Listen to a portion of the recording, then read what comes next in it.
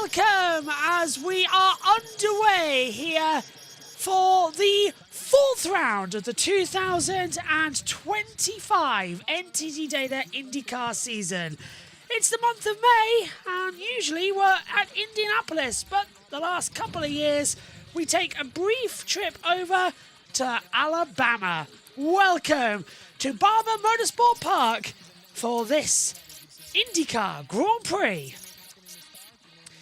And it's a very big hello to all of you watching us on YouTube. Welcome to round 5 of the season. Alongside me in the commentary box is Jackson Lambros. And Jackson, we're in for an interesting race here today because so far this season, it's been Alex Palou, then Kyle Kirkwood last time out took an advantage. But it's really Palou who's got a hand on the championship once again. In a very, very exciting qualifying, Josh Bursch. A lot of big underdogs who we haven't really seen in the Firestone Fast 6 ever. Granted, this season, Rinus VeeKay, the first time we've seen Dale Coyne Racing in the top 6 since Nashville 2023. Nolan Siegel just making his debut in the Firestone Fast 6. The Team Penske's finally showing pace, Josh, but nobody is able to touch Alex Palou right now. He's already got 2 wins on the season. He's going for number 3 here at Barber. Yeah, let's take a look at that standings and how they come into it. Alex Palou is on 142 points, and then on 108, that comes with Kyle Kirkwood. The 2 victories this year coming at the front of the field. Then it's Christian Lundgaard, who's impressed everybody as well here. He's running in a very commanding 3rd position. Felix Rosenquist, I think he's had an up and down season so far, hasn't he, Jackson? Because could have won a couple of times, but he hasn't never really been in the right position throughout the season so far. No, still waiting for the right kind of pieces to come together. Hey, looking at this starting grid really quickly, what comes across for me is championship standings, and we do absolutely need to get into championship mode this early when you're seeing a guy like Alex Palou open with 3 wins. You're second best right now in the championship standings. It's Kyle Kirkwood, and he's nowhere to be seen even in the top 12, top 16. Colton Herta a little bit further back here in row 3. Christian Lundgaard, though, is really someone who could potentially bring the battle here in point standings to Award. He's back in row 4 alongside his Arrow McLaren teammate, Nolan Siegel. So a lot of major shakeups here in the championship, and all that's going to do is help Alex Palou, unless we get that little bit of Barber chaos this place has been known for. Absolutely. Here's your starting grid then as well. Alex Palou on pole position with Scott McLaughlin 2nd. Colton Herta is taken 3rd with Will Power 4th. Rinus VeeKay 5th. Nolan Siegel in 6th. Christian Lundgaard 7th. Pato Awards 8th. Joseph Newgarden in 9th. And Kiffin Simpson impressing very much up into 10th position.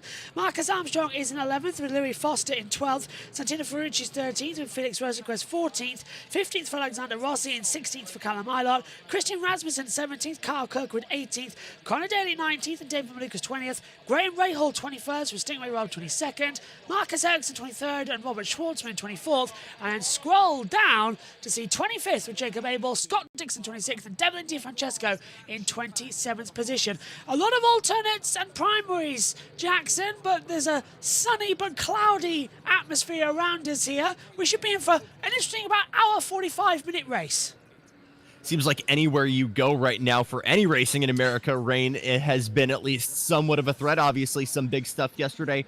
Vibes here have been not a worry for rain, shall we say.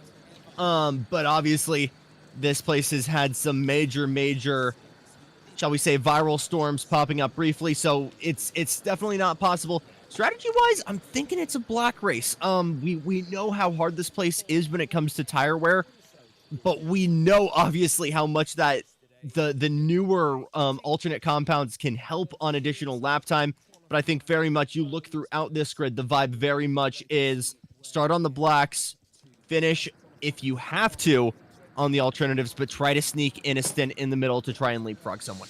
Absolutely, it's going to be a very up and down day as we get going. Now, we will, for the 2nd time this year, have you in the booth, because during the INDYCAR test, when we were waiting for that hour and nearly 2 hours, and we were struggling to get going, we did actually get going, and we brought you in, Jackson, into the commentary booth from your stuff that you did at Long Beach as well. Don't worry, got permission. So great stuff getting the interviews. How was Long Beach? Unlike anything I've ever been to. I saw the vibe of St. Petersburg. Marshall Pruitt put it best. You know, Friday felt like Saturday, Saturday felt like race day, and Sunday felt like something completely different. And going over the past couple of years, Josh, and being able to see this, the size in these stands slowly swell up to something bigger and more special, and then you go to this 50th edition of, I'm going to say this, the greatest road race in North America, and to see a completely stacked out crowd. You ask any of the drivers what second to the 500 is, and it's Long Beach, and the crowd is a major factor in that. It is unlike any other event in motor racing, and for anyone listening in chat, if you're in North America, or even if you're in the ballpark, absolutely go give it a chance. We've got a few other things coming up this weekend as well. We've got the ability to go radar, we've got the ability to go on board, and we've got the ability for telemetry. So you're going to be seeing an awful lot of stuff coming your way here today. Let's cross over then as we get ready for the start. And let's put the drivers have to say over to Fox, starting outside row 1. In fact, we're going to wait a second because we've got Alex Plow on pole. So let's head back over to Fox now. Colton Herta has started in the top 2 rows at every race so far this season. Scott McLaughlin going for a 3rd win in a row at this track. Alex Palou hoping for a 3rd win this season. A number of those drivers you just saw out of place. Scott Dixon, 26th. Ericsson was fastest in practice 1. He's down in 23rd. Carl Kirkwood, 2nd in the Drivers' Championship, starts 18th with a huge amount of work to do here around this incredible roller coaster of a circuit. It really is such a challenge, and it will challenge every one of the 27 drivers of the NTT IndyCar Series around these 90 laps, as now we go down trackside for the command. Here to give the command for today's race, please welcome 2025 Miss America, Abby Stocker. Drivers, start your engines!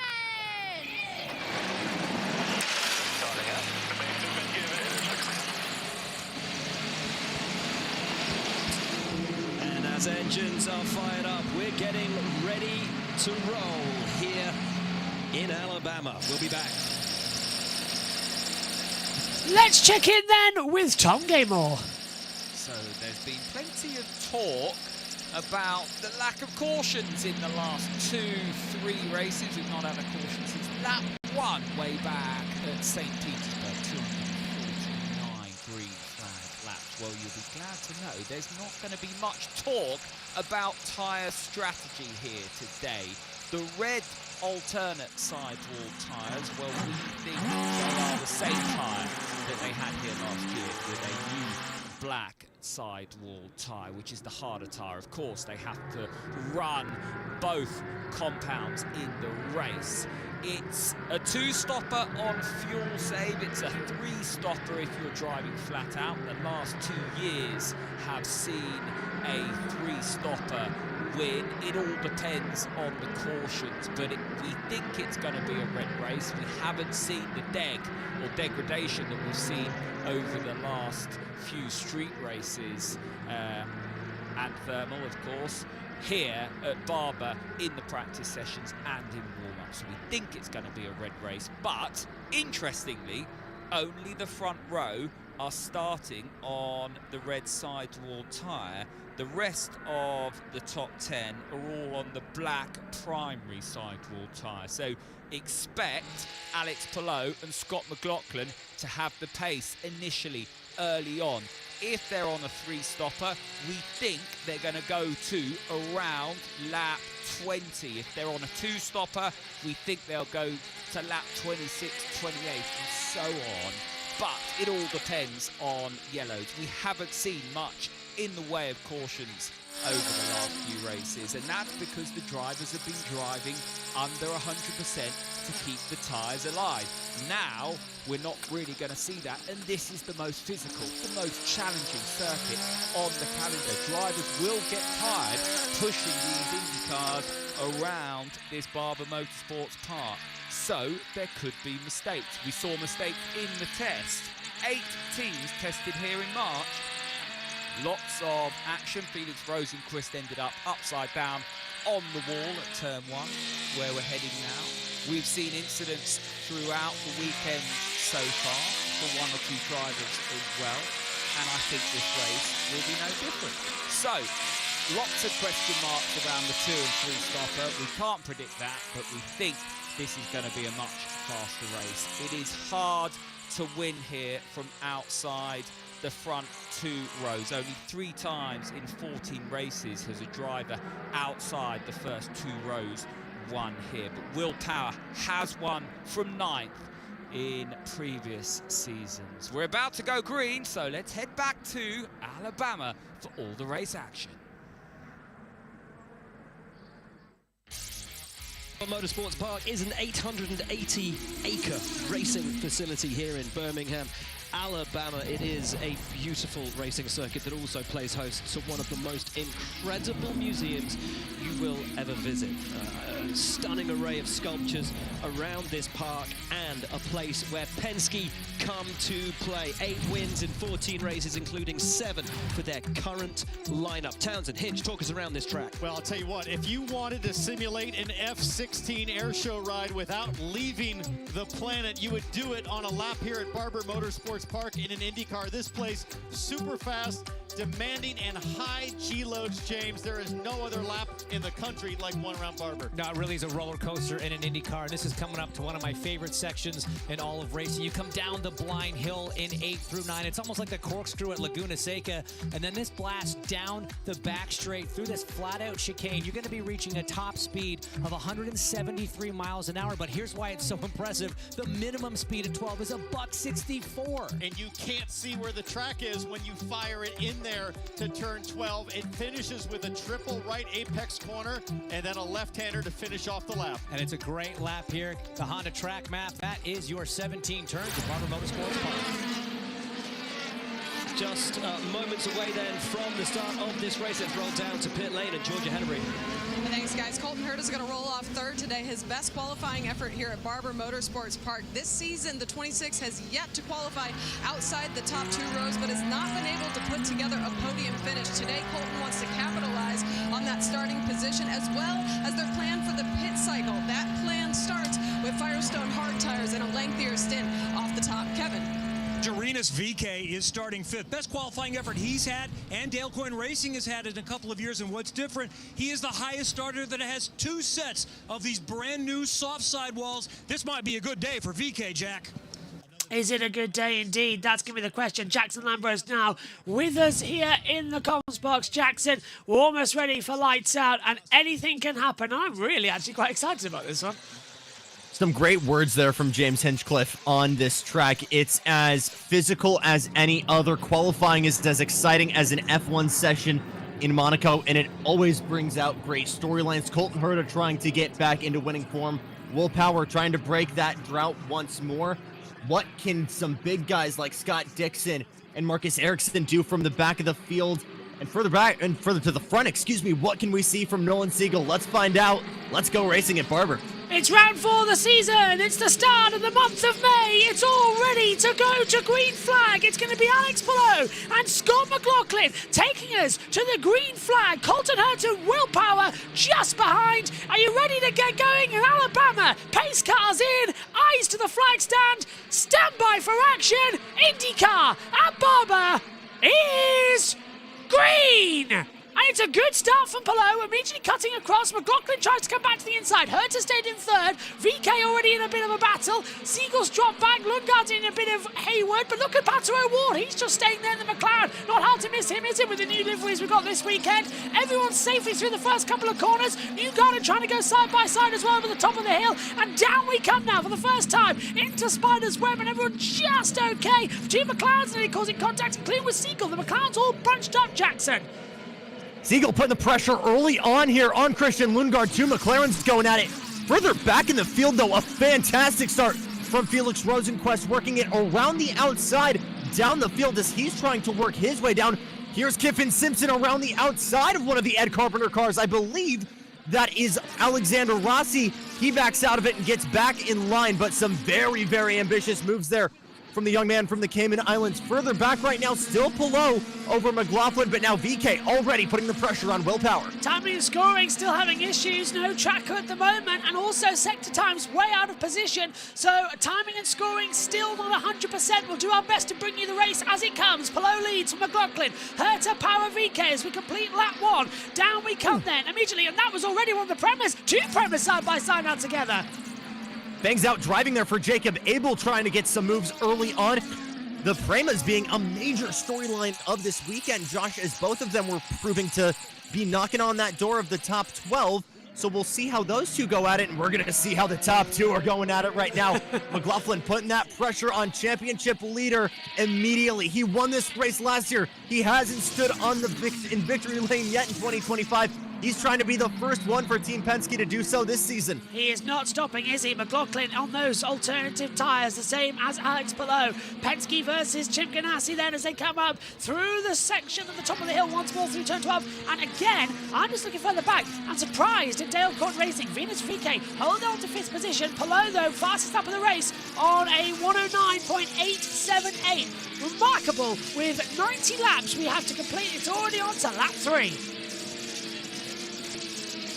Papaya orders potentially in waiting here in 6th, 7th, and 8th as we have the 6 and 7 of Nolan Siegel in their respective positions. Here comes Lundgaard to the inside. 3 wide of McLaren's going into turn number 1. Lundgaard leads the pack. Siegel did not want to get that back, did he? Because he's had a terrible start to his McLaren tenure. Everyone's saying, oh, he's a waste to be put in the McLarens. And now look at him. He's defending against his 2 more experienced teammates. And O'Ward really wants to get down into Spider's web. He's thinking about it, but he's under pressure as well from Newgarden, who's looking feisty. And Simpson trying to go around the outside. Meantime, that is further back as Rasmussen gets ahead of Newgarden into the braking zone. Newgarden comes back on the inside and chops him down. So that's Louis Foster and Alexander Rossi have made up places. Newgarden's actually dropped back even further since the opening lap. He's now down to 13th. A little bit of sparks coming out of Christian Rasmussen's car as he almost board slides it on the outside, curbing coming out of Charlotte's Web, but manages to pass that Meyer-Shank car of Felix Rosenquist. Both of these guys big on the move further on. Now they're battling each other, but are finally starting to kind of coexist here as they're trying to dig into this Papaya trio. As we're watching the replay, some heads-up driving there from Joseph Newgarden. Saw Rasmussen lose it on the brakes a little bit, but still enough of a enough aggression there to give the shoulder and kind of forced that board slide. Kyle Kirkwood behind, busting out the popcorn and watching big spit of flame there. I'm not sure if there might be a mechanical issue for that Ed Carpenter machine, but has managed to carry on and hold that position just fine. Yep, JT's reminding me that there's no NASCAR stream set up yet, so that was me caught off guard. I'll get on that now as they come into it. Lap 3 of 90. Is it me or is O'Cloud's already coming in? And the F1 Academy race, I want to talk to Omi at the moment, if he's still in the booth, and Tom, they've just come in. I'm being told that the Academy race was cancelled, Omi. Yeah, well, my first time leading F1 Academy's gone well in terms of the race. Yeah, so the good news is for the championship, they are probably going to put it at another place, so there'll be 3 rounds. But the next round is Canada, which is Le Mans weekend, so it's not too helpful for us if they just want to dump more on that weekend. Oh, well, yeah, that's going to be delightful. Thanks, mate. Okay, so back to the action we're coming at the moment, and go on. Hello. The FIA have published a procedure for race/grid procedure with possible suspension to lightning risk. They've done a full procedure. I'm sending it to you now. Oh, well, thank you very much. Right, that lightning, as I said, it's the same thing that we have to consider here at Barber, with there is lightning forecast coming in later on in the day. But as per American rules, if there's lightning inside an 8-mile radius, you're not allowed to race. And that's the same when Formula One go there as well. So right now, though, Jackson, we've got good racing here in INDYCAR, and the action's still coming in thick and fast. Alexander Rossi trying to put the pressure on young Pato O'Ward right now, his old teammate, and the place where Ed Carpenter has delivered victory before. Joseph Newgarden, his first ever victory for Ed right here in 2015 in Alabama. Alexander Rossi despite having this new contract, has still been driving like he is broke, and it's paid off massive, massive dividends as he is trying to work that Ed Carpenter machine into these trios, tucked in right now on the back of Pato O'Ward, who's somehow at the back of this McLaren queue, but is absolutely showing pace right now, just finding real estate and finding some place he can put it. Typical, first time we actually get to have our brand new systems operational, and the timings don't want to work. So we're fighting the timings. For some reason, I've got this weird loop going on that when I quit the app, for some reason, up pops Scott McLaughlin's camera. So, yeah, I was setting that up later on for the pit stops, because we can now show the onboard cameras during pit stops. But, yeah, it's a bit weird. There we go, and there's the tracker. Brilliant. Right, we've got that sorted. And here's a move from Kyle Kirkwood, diving in onto the inside, and Charlotte's Web further back. One of the Primus, David Malukas, putting pressure on the other Delcoin racing car of Jacob Abel, gets that move done. So 2 moves in 1 corner there. Well done for Malukas. He moves up then into 18th position on the monitor, ahead then to Daly, as you said, and Jacob Abel's dropped back a bit. I'm really concerned about Newgarden, down to 14th, started 9th. He's had a terrible start, but watching him now on the monitor, he's only used 3 seconds of his push to pass, but a lot of his hybrid power, I can tell you. He's really wrapped that up throughout the race. No such thing as a single car overtake at the start of this race. If someone gets knocked offline, you are losing major, major deltas, and that's going to open up the door for a lot of people. Now Joseph Newgarden is facing another individual that was taking his place, albeit just for a handful of races. The number 14 of Santino Ferrucci trying to put the pressure on Penske's top dog and the 2-time Indy 500 champ. Further up ahead, though, Christian Rasmussen continues the charge and trying to clear Kyle Kirkwood. He's already flipped the burners on, though, and is trying to clear them as quickly as possible, as we are finally starting to see some guys kind of break off into islands, have some smaller battle groups here, but some bigger ones starting to form here at the front end of the field. Yeah, and that's what we're going to get towards our first pit stop run in a few moments' time. I'm going to welcome JT to the booth. Hello, JT. Nice to have you. Hello, and I've just opened up the radar, and in the past 10 minutes, downtown Miami, and bear in mind that downtown Miami is separate to where the Miami F1 circuit is. Yeah, they're hard. The F1 circuit is in North Miami. Miami Gardens. But downtown Miami is in a special weather statement, a marine special statement warning, a severe thunderstorm warning, and a flood advisory. Chance of the Grand Prix happening then? Typical. I don't know, because it is all in downtown Miami, and of course it's like 10 miles north of downtown Miami. Hopefully. There we go. Hello. Right, You guys ready for 16 more years of this? Look, the scary part is in 16 years' time, it's 2041. Can we just accept that? That's the scary part. Yeah. What's even worse is the fact is that the only thing that made me realise, when I eventually have children, they won't be probably graduating until at least late 2050, maybe 2060. I mean, hopefully in the next couple of years. My goodness me. There is a motor race going on right now, by the way. Alex Palou with a 3.5-second lead now over Scott McLaughlin, taking all of the advantage of that clean air in the, I kind of call it the default car, but I love it. If you've seen an HRC show car on any floor in North America, it looks exactly like what Alex Palou is driving right now. It's a good-looking car. It's just very fitting for the home race here in what is the Honda Grand Prix of Alabama. So some very, very good stuff. Colton Herta rounding out that podium provisionally. Will Power just about 2.5 seconds down the road. Rinus VK on a little bit of an island as well, as we are finally starting to stagnate a little bit with first pit stops for the alternate guys coming in about 15 laps. Yeah, so it's Palou leading McLaughlin, Hertz, Power and VK for those of you listening in on USRN. And Matthews planning on popping us on ready. So hello, if that is the case. As they come in before the Miami race later, the single swim. We might need to... Tell you what, I've got a dolphin. I'm going to bring a dolphin into that one later. I see you've already got ready, Jackson, the same as me with your Miami shirt. I have too, a nice flowery shirt on ready to go. JT. It's just a Sunday shirt, baby. Yeah, well, that's true. Yeah. Ericsson's into the pit lane. Now, he was running last in the field, so the 2022 Indy 500 champion not doing too well out there. He's already boxing now. So that I'm not sure if that's technological issues or he's trying something different on strategy because something clearly is not working or not correct in that 28 and ready machine. We will see how long that stint is.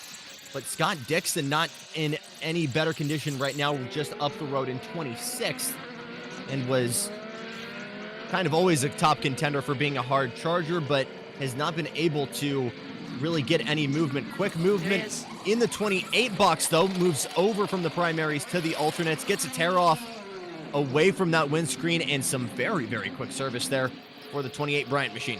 That tells me that it might just be get off the alternatives and just get on to see what you can do, yeah. So that's an option to a lap 11 of 90. Palou leading McLaughlin.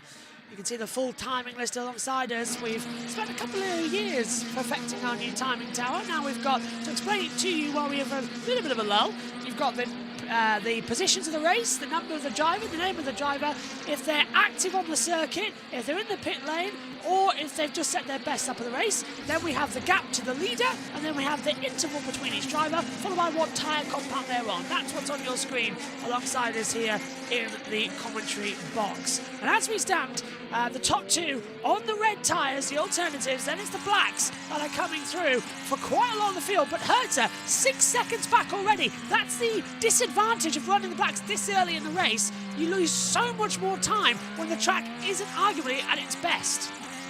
But it's just like that compound spread we see in Formula One, Josh, where if you just give it 5 more laps, and knowing the way Colton Herta drives the socks off of any car he's in, give this 5-10 laps, you're gonna watch those deltas change, and you're gonna watch that gap start to close once again, and Colton Herta start reeling in this top 2 pack. Granted, we will see what Will Power has to say, and especially what Rinus VK has to say. VK in an island still kind of, I say that, Christian Lundgaard right on his bumper right now, but sitting pretty in 5th. Colton Herta, though, wide open field in front of him, so just has the ability to turn and burn here at Barber. Ray Hall into the pit lane, as you say, so he's coming in with, he was on the black primaries. Let's see what he will swap over to. I would guess alternatives similar to what Marcus Ericsson has done. We'll get that to you shortly. Fox don't tend to use their pit reporters much, we've noticed as well. In fact, if you want an easy paid living, just become a Fox NASCAR pit reporter. They don't do a single damn thing about it. Wonderful collection of motorcycles and Grand Prix cars here at Barber. It's absolutely fantastic. It's definitely on my bucket list as well. You can spend many a day in there, but it's truly spectacular what they've got, haven't they? Been to the Peterson Museum in Los Angeles, and all I've been told is that puts it to rest. And since all roads lead back to Formula One for you freaks, I will mention that the 68 Nart Ferrari, that white and blue machine that Enzo ran to boycott the FIA and what the HP Ferrari should have looked like, is right here in Sweet Home, Alabama, and is looking down on these cars right now. So we're 15 minutes in. We've already done 12 laps. That can give you an advantage. So 26 and 30 as well. That's a lot of maths to calculate later on. 6 and 12. Yeah. So where's Megan when you need her? I know. Hang on a minute. I'm going to ask her. I've got a radio here. Megan, we've done 12 laps in 15 minutes, and we've got 78 laps to go. How long do we have left in the race? There you go. There is actually a very cool thing on the official trackside timing for the guys in the stands. I'm still trying to figure out how I can get that in my house. Please reach out to me, Dave, first. But there is conditions where it does show the estimated time remaining if it is fully green. You can do that math in your head right now. Actually, yeah, let's do this really quick. Okay, Megan's working it out. JT, minute and 10 seconds times, the quick math, 77. Go. 70 minutes. And if we play this in the probability games, it more than likely will finish under yellow. There we go, Etiquette. Thank you. Megan says 96 minutes estimated remaining. Thank you, Megan. There we go. An hour and a half. So we were close. Well done, Mom Meg. Quick math. Yeah, we've got the producer's walkie-talkies. Yeah, we've got the producer walkie-talkies for when we change over for the streams. I think I'm just a little bit out of range for that. Callum Milot coming into the pit lanes as well. Oh, yeah, it doesn't go cross-Atlantic, I'm afraid. It barely manages Donington Park from the commentary box to Garage 39. That's impressive. Yeah, but then I remember the UK is the size of Rhode Island or something. On board with Scott Dixon right now, still in a major hole, but has emerged on the top of this pit strategy a little bit in 24th. He's looking to get past Delvin DiFrancesco and Robert Schwartzman. Those guys absolutely going to be scratching their heads after today, after knocking on the door of the top 12 in qualifying. The young team is confident. I've talked to a lot of individuals on that team, and there's been a lot of confidence on the road courses, but just like Carlin, there is a lot of anxiety isn't the right word, a lot of unknowns when it comes to the ovals. But I think the big mantra that they are living by is living by Carlin's mistakes and understanding that you've got to treat the ovals with respect and not treat it like a giant road course. Joseph Newgard in the pits. He's gone on to sticker reds as well. Would you like to know, as you're seeing, if you look down the stat screen now on the minute delayed, we've now run 250 laps consecutive green flag running. The last caution was lap 1 at St. Petersburg. It is the most in IndyCar history. So you know what's going to happen. A very, very weird start to the season, especially when you consider thermal was never necessarily a caution magnet, but street circuits are always going to do street circuit things. But Lucas and Ferrucci's in. Is that But right? absolutely an anomaly when you consider just how green it's been. A lot of drivers have kind of expressed their concerns. I think getting the post-race reactions with Dive Bomb with a lot of the fields, a lot of guys had really, really fast cars, but they were banking on a yellow flag to execute their strategy, as we now see Scott Dixon come back into the pit lane. That's interesting. Going to dive back in. But the caution is very much something you almost live by, as there's a little bit of a blend from Ferrucci and Dixon. Ferrucci lifts off to let him go to his box. If he didn't, that would have been a big penalty coming his way. Nicely done. I believe Dixon actually didn't come in yet, so sticker reds for him. Or actually a little bit of scuff marks. He's just so dropped some back. Slightly used reds here. Yeah, he dropped back from the start, didn't he? As he ran wide on the lap 1, turn 6. Pato Awards coming in as well from McLaren. Now there is a few spots around, but no actual rain coming down. So that's going to be an interesting factor. I'll get JT and even maybe Tom as well to see where that rain's blowing in from. Well, I'm not going to say Sweet Home Alabama because then let's get turned in for a joke. But still, we're on now. 7 seconds Pallot's got to McLaughlin. If you want to watch where Pallot is, he's number 10 in the big green circle. Everyone in front of him has just come out the pit lanes. That's the 2, the 14, the 15, the 28, the 9, the 90, and there's someone else in front of the 28. I can't quite tell. Presumably that's going to be Scott Dixon if I haven't said the number 9. No, I have said 9. Here's going. So this is Carl Kirkwood in 2, but this is first of all Pato O'Ward changing over again to alternatives. Haven't seen anybody pull a different answer from the playbook. Will be interesting. Kyle Kirkwood, the timing screen is not giving me an answer, but I'll take a bet on reds. Yes, sir. So everybody going over to reds, either used or scuffed. And again, that gives you a lot of flexibility. If you're banking on, ending, opening, or closing on the alternatives, your one caution can see you maybe using those tires way shorter or way earlier than you initially anticipated, as now Kyle Kirkwood feeling the pressure from Graham Rahal goes a little bit wide here down the hill through Charlotte's Web, but manages to hold on to that position. Oh, do you know the bridge woman? What was her name? I can't remember her. Georgina. Georgina. And Yeah. when I will say it right now, because Zach Moses from Gay Racing Podcast said the exact same thing, where he thought for 2 whole minutes that was a real person that could have maybe gotten too pixelated and may or may not have jumped off of the bridge. I was not that long for me. It was maybe 30 seconds, but being on air, I did not want to assume something that I did not know. You two on the air I last think year here. Yeah. verbally, I think I verbally was like, is that an actual person? And believe JT, you were insistent that it was a mannequin, and I'm like, why would there be a mannequin on a bridge? And then I remember that we're at Barber Motorsports Park.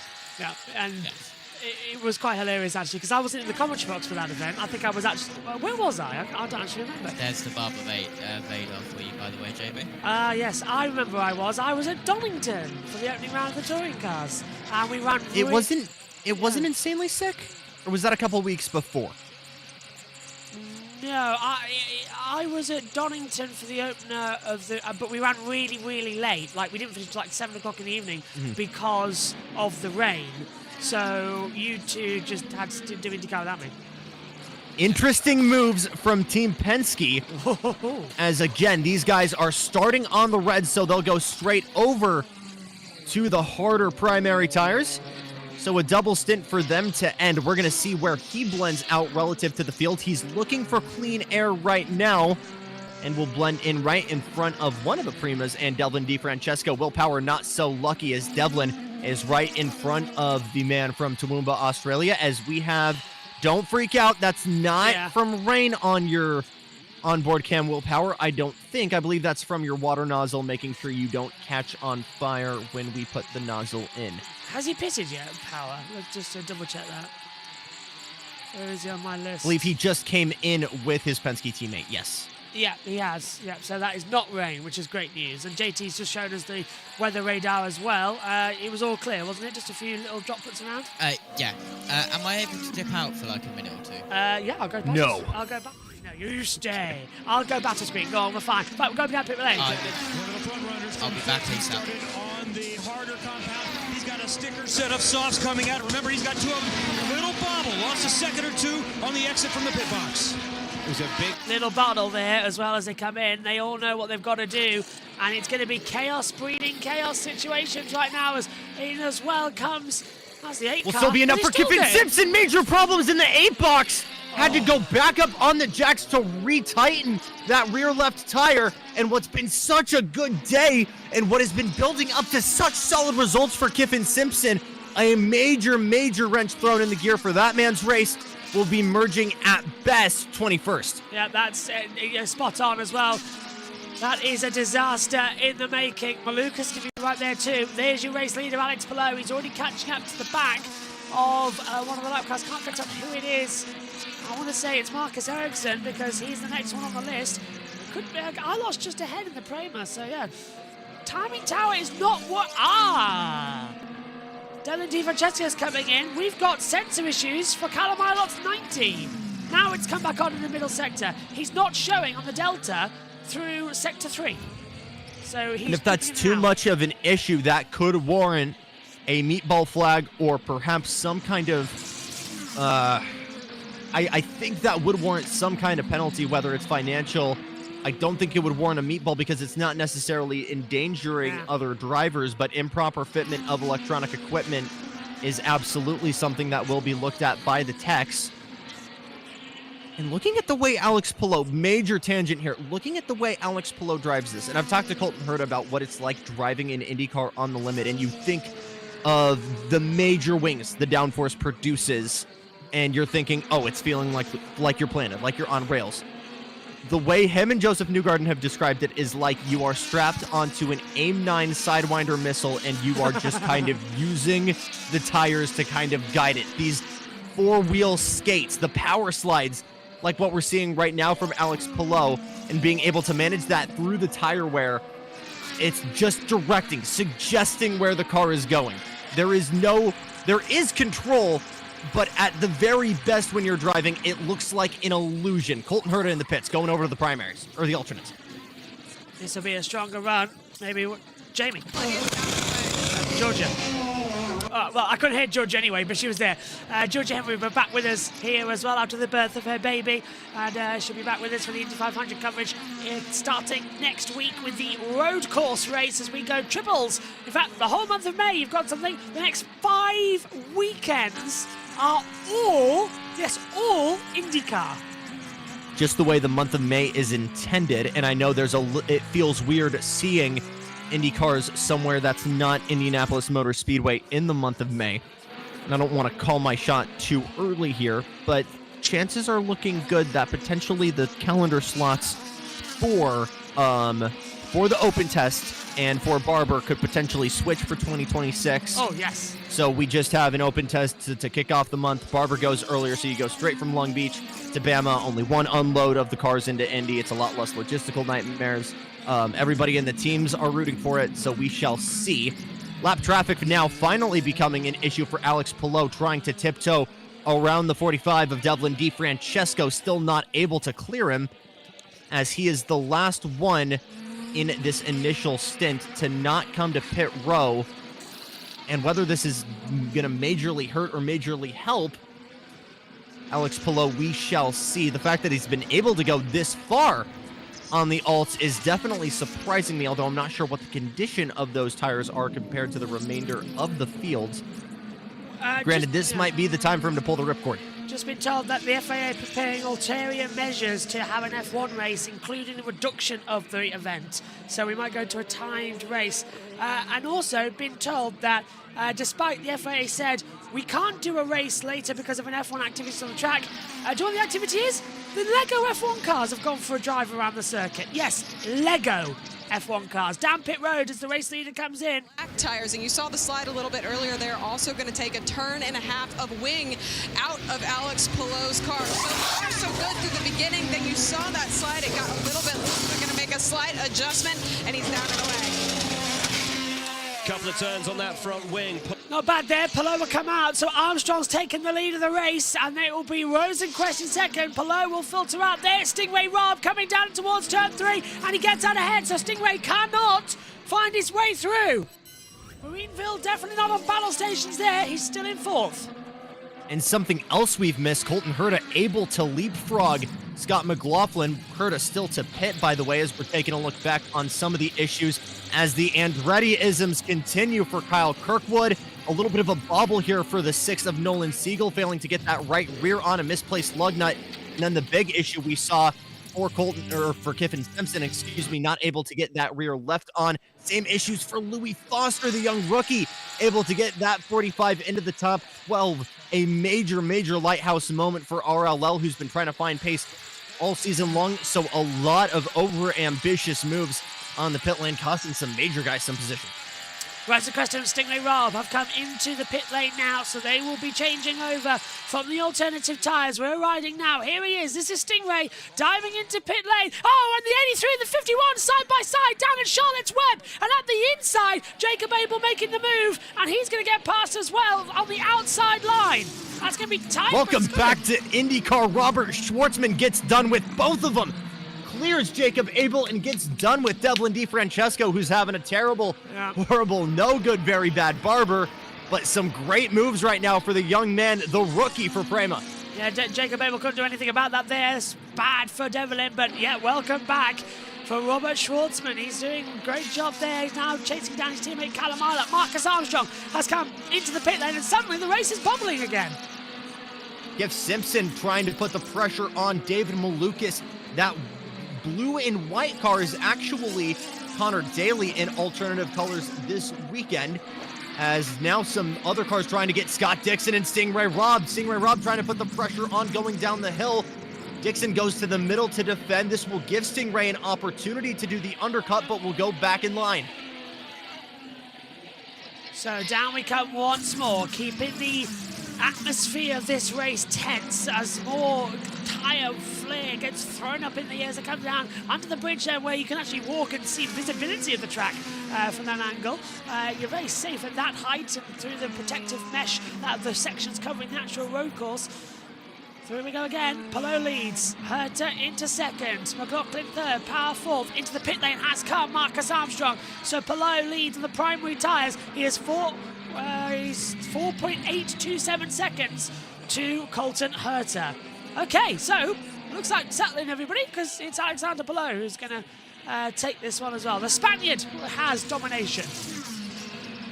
Never say never, and you look at where Colton Herta is now in the grand scheme of things. Colton Herta now on these alternative tires. The faster, we're going to see if those are able to close the gap to Herta, and what Scott McLaughlin can do to apply the pressure. Christian Lundgaard jumping both of his Aero McLaren teammates to be the top McLaren right now in 5th. Award 6th. VK dropping back into 7th. Rossi in 9th. It's Nolan Siegel in 10th. So Siegel's looking really quick here again. I've just read that message that JT sent in the chat here. They're serious, boys, about this lightning hold as well coming through. And the shelter in place has come through. So basically what we see in INDYCAR, but they are serious about this race possibly not happening for Formula One. So settle in, everybody. The Grand Prix of Alabama might be all we get for the rest of the night, alongside the NASCAR coverage of the Texas Motor Speedway. And I will remind JT about the webcam. Texas has a webcam. That 26 of 90. We're approaching 1/3 race distance. And it is Palou, Herta, McLaughlin, Power. And everybody has now made their first stop. 2 drivers, and that is Scott McLaughlin and Alex Palou, are on the black primaries. Everybody else on the red alternatives, Jackson. My God, is that going to be a brave stat for them to go through? It's going to be interesting to see how they are able to run that strategy that both Palou and McLaughlin did, as we're taking a look at the new high-tech steering wheels and the V2 of these LCD steering wheels from Cosworth, integrated for the hybrid system, allows for additional paddles to quote-unquote pull the hybrid technology. You can see the yellow and blue buttons on the back of the steering wheel to enable recharge and charge, as well as 4 reprogrammable clutch paddles. Some really, really cool stuff from Cosworth, and unlike Formula One, all standard issue. Yeah, it's very much different in Formula One. Each team is designed to build their own, and they only have 4 paddles with them on a Formula One car as well. You've got the 2 to change up and down gears, and you have 1 which is for the regeneration of energy into the hybrid system that they have, and then the other is the clutch, just a single clutch system in Formula One, which is why you often see them setting the bi-point fine, and instead of dropping the clutch, you release the clutch slowly when the lights go out. Here in INDYCAR, you've got 2 paddles for regen and deployment. It's quite nice, actually, that they've got that sort of easy system, but I don't know if a Formula One driver sat in this after mid-season, like we saw Alonso do a couple of years ago, they might get very confused. It was very interesting to hear Oscar Piastri's reaction to seeing a couple of older Australians come and kick butt in IndyCar. He was asked if that was ever on the docket post-Formula One. His response was, 1, this has been my goal. I'm exactly where I want to be career-wise. And 2, the guys that go do the 500 are absolute maniacs. And 3, the difference of a 200-mile-an-hour crash and a 250-mile-an-hour crash is a lot. Yeah, it really is. One is a brush-off these days in Formula One. The other could be a career ender, or worse as well. So they've got to take a lot of care coming in. Look at this for Penske at Barber. 9 poles, most of all time as well. Over 574 laps led, and they're being dwarfed today by Chip Ganassi Racing and Alex Palou, just wrapping up on course for his 3rd win out of 4 starts this year, only beaten at Long Beach by that of Kyle Kirkwood. Again, 9 poles for Penske and Barber, 574 laps led, the most of all time here, and in terms of wins, 8 here, most of all time. Do not count out Colton Herta, though, who, as I mentioned, was trying to chip away at that delta.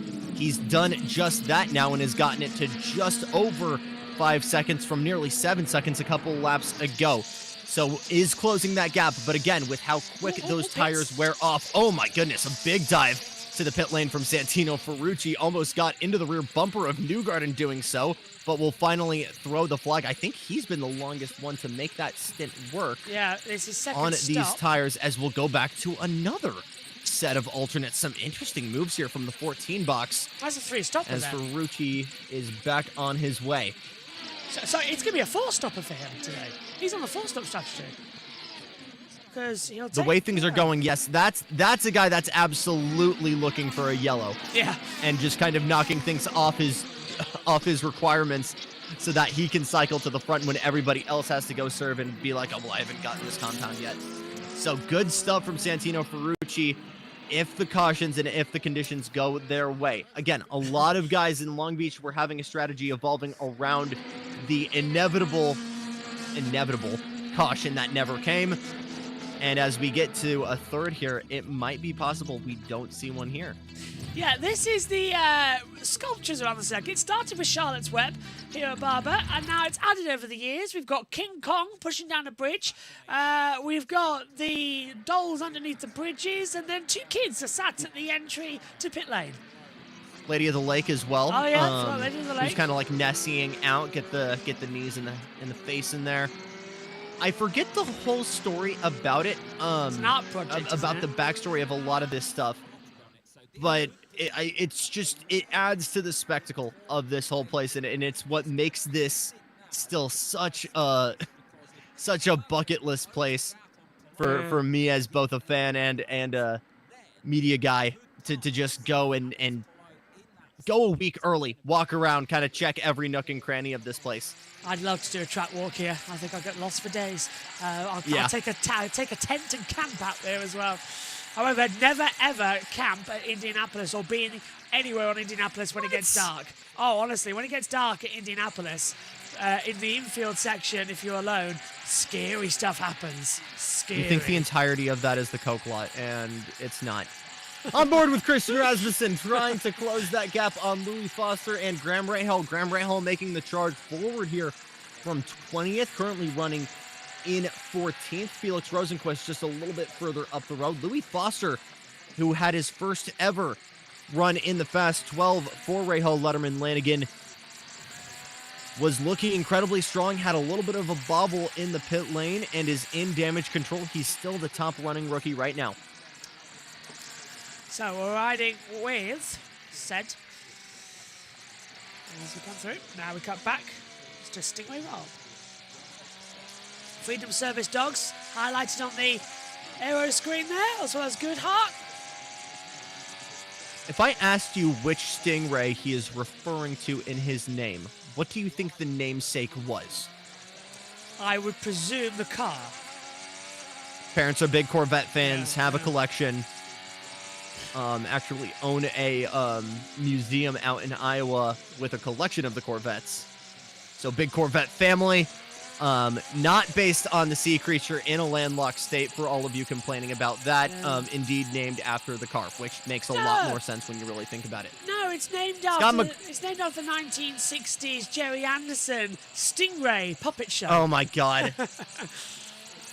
There's got to be at least one British person named Stingray in honor of that, right? You've got to think. There's got to be. There has to be. There's actually, I know some people who've called their kids Scarlet because of Captain Scarlet. And I've actually met, Scott Tracy. There's actually someone called Scott Tracy. In fact, at Humberside Airport, which is around about 20 minutes away from me, they have a life-size model of Thunderbird 3.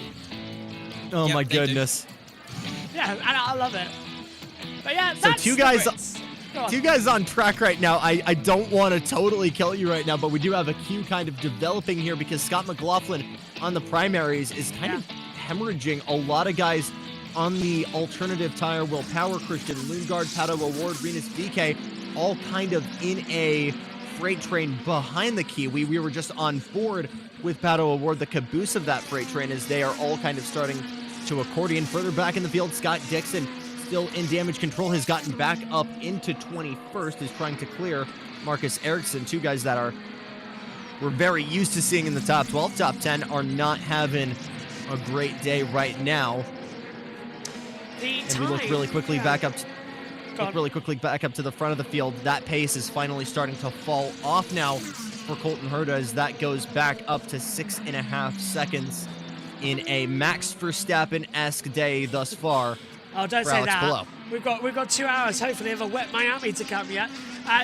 McLaughlin is closing in on Herta. The gap closing just slightly, like a couple of tenths per lap. But the big one is the fact that Will Power is now right on the back of McLaughlin. Here's the new, the side-by-side with telemetry, Palou on the hard tyres compared to Palou on the soft tyres on the fastest lap. So the fastest lap he did on the softs was earlier on in the race, and this is how he's lapping now. And you can see he's about 3 or 4 car lengths back. That's equivalent to about 4/10 per lap he's losing on those black primaries. But he's maintaining the gap, 6.7 to Herta.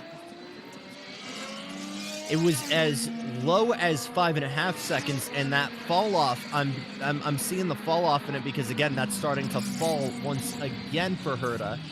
So it'll be interesting to see how he manages it, if he stays on these until the bitter end, or if he just jumps off it as soon as possible because he's realizing he's not able to get the legs out of it as he thought.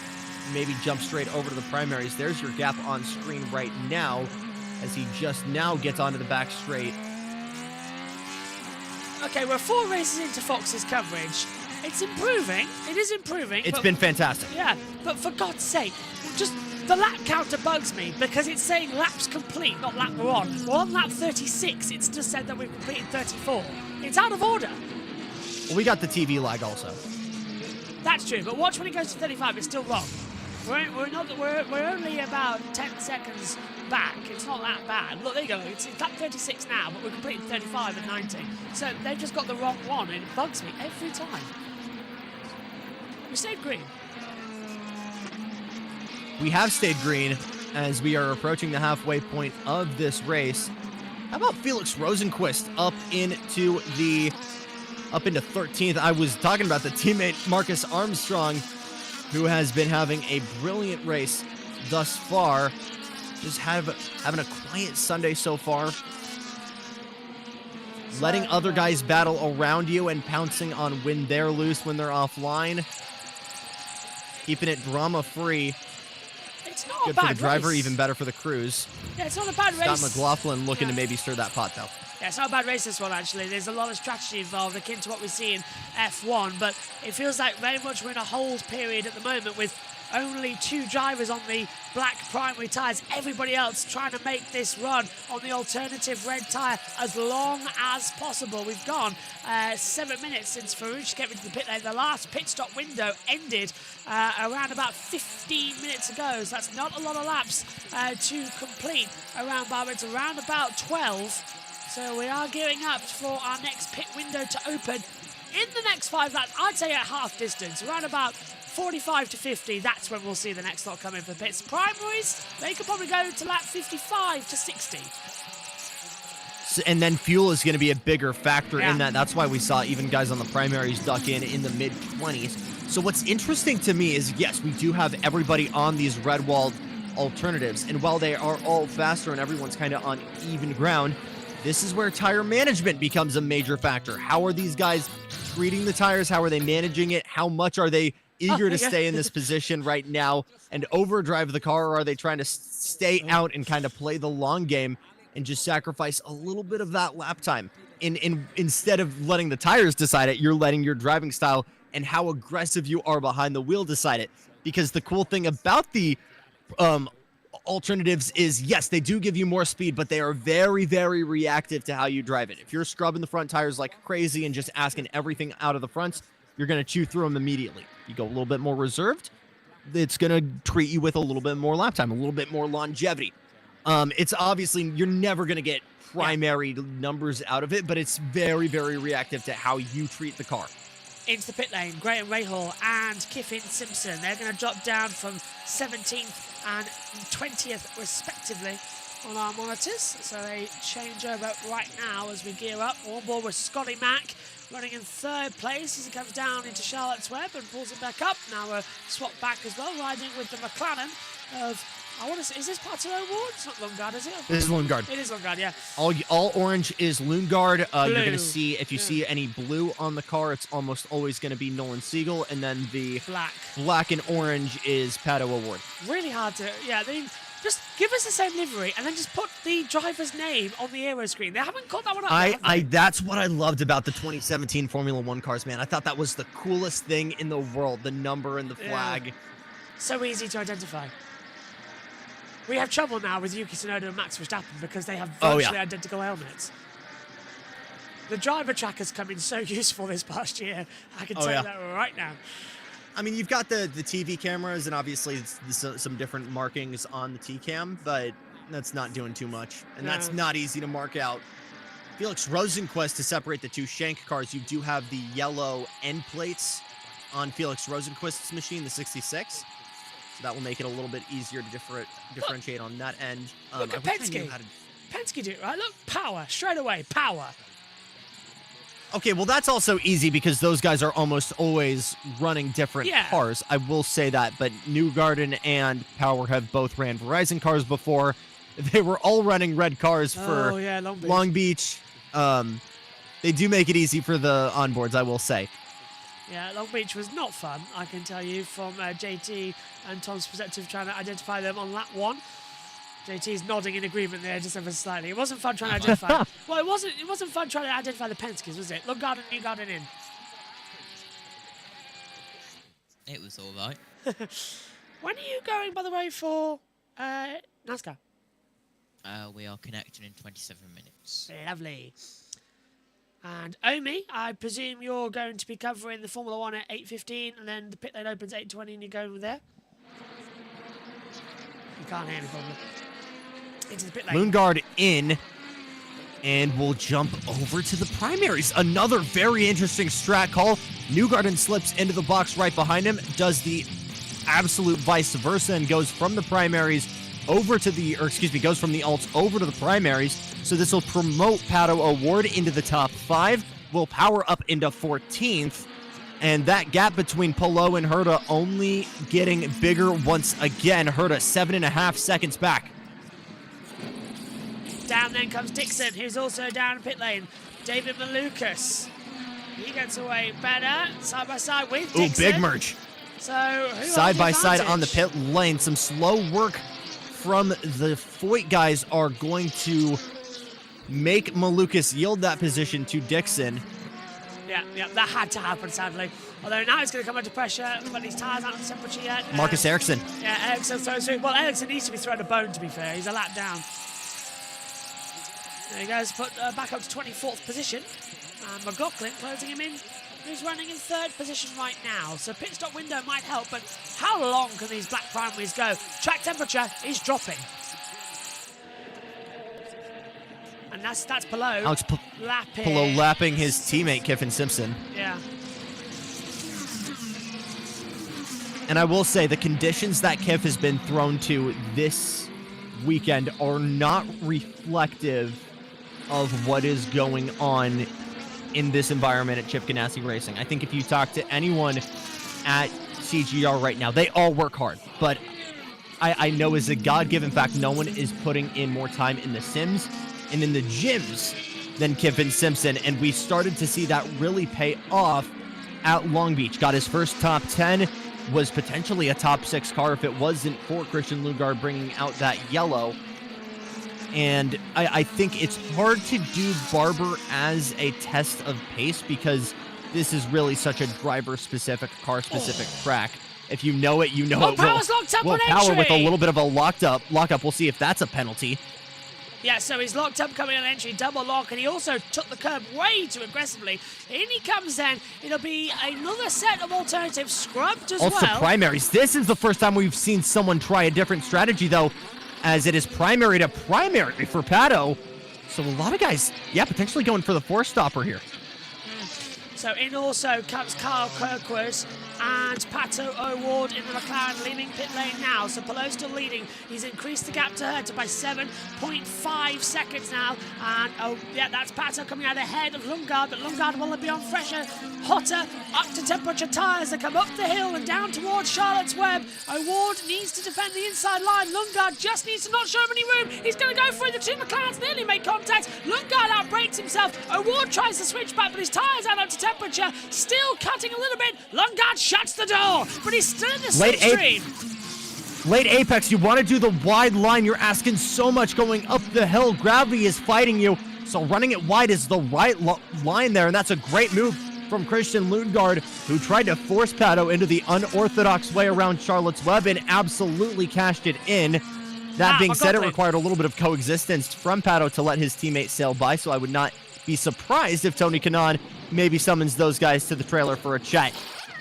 Scott McLaughlin now coming in. We'll go from the alternative. We'll go to the alternatives, excuse me. A quick stop thus far. Gets right out of the box. Ferrucci will sail by a lap down, but will merge back out peacefully. So that is going to be an earlier stop than we were anticipating for those on the black primaries. McLaughlin must not have liked it, so he's changing tactics now. Polo, the only driver who is out there on the old black primaries, Simpson and Abel have just swapped over to them, but they are so far at the back it doesn't count. Now, the question is, does Polo pin, or does he lose out? As again, there goes Lundgaard on the inside of the 51. Are you kidding me? Christian Lundgaard, a corner that no one was expecting him to reach the apex for first. A major lunge on the lap traffic of Jacob Abel. Now Will Power will go by the 51 of Jabel as he's trying to get to Lundgaard, but he is untouchable right now. Lundgaard looks like he's flipped a switch in this McLaren now. He's coming alive. He did so at the open test as well, on the loop as well at Indy 500. So this could be really strong for him going into the month of May. And now we're seeing him already catching the back of Stingray Rob. Is going to get through. That's Scott McLaughlin. He's putting the pressure on now. We'll try and force it around the outside. Gets it in the final corner. A nuclear move.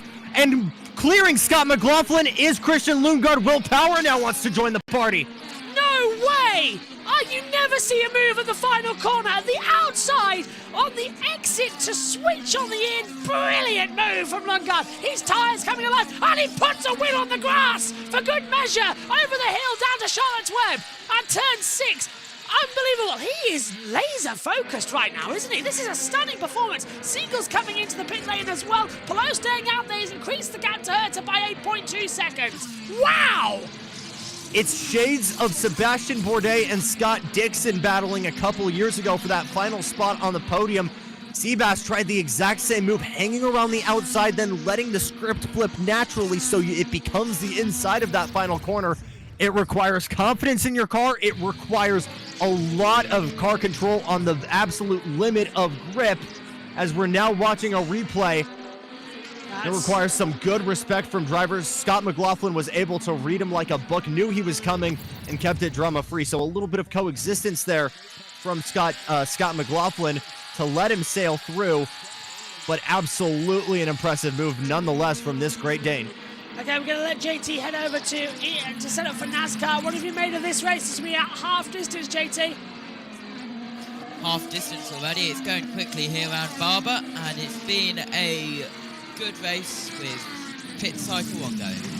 Cheers, JT. Have fun at Texas Motor Speedway. How I wish we were still there as well for the IndyCar series. Half distance then. 53 minutes in, and this is going well. Herta and VK hit pit lane, Jackson. This is going to be interesting. If there's any way you can bring the fight to Palou at this point, it's going to be through fresh rubber.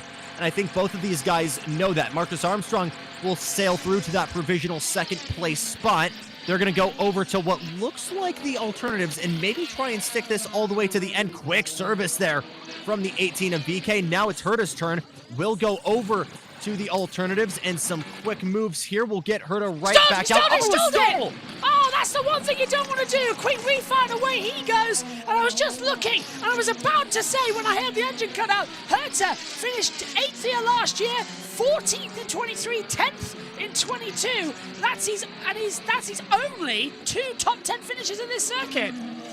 Here's the blend. One of the McLarens of Award is going to go around the outside, or inside, excuse me, of Siegel. Now Power trying to clear. Renus VK looks to the inside to defend. Will force Power to go the long way. We'll go side by side now, going back up the hill. We'll try the over-under, but Power Award with a major look to the inside makes it 3 wide. They all accordion once again, and now it'll be Herta trying to go around the outside of Power at the 3rd car in this queue. Cannot get it done. Palou's into the pit lane and comes out, I believe, still in the lead. No, Armstrong's got him, or has he? Timing can't make up its mind where they are. Herta's hunting down the back of him as well into the braking zone. Award can't find a way through, but now all eyes come through on Power, who is right at the back of the 12. Well, the 12's right at the back of the, yeah, you know what I mean. Go on.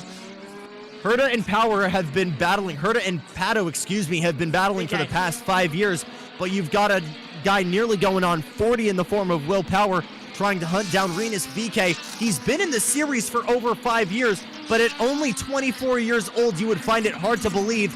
But this man from the Netherlands, Rinus van Clout, or VeeKay as we call him, has driven with a maturity far, far beyond his years and has lit a fuse right back in this Dale Coyne team, coming off of a miserable rotating cast of drivers year, and has absolutely reignited the 18 crew. What can he do to potentially hold off some of the top dogs in IndyCar? Starting on pole position here in 2022, finished third in that event. It's his best result here as well at Barber.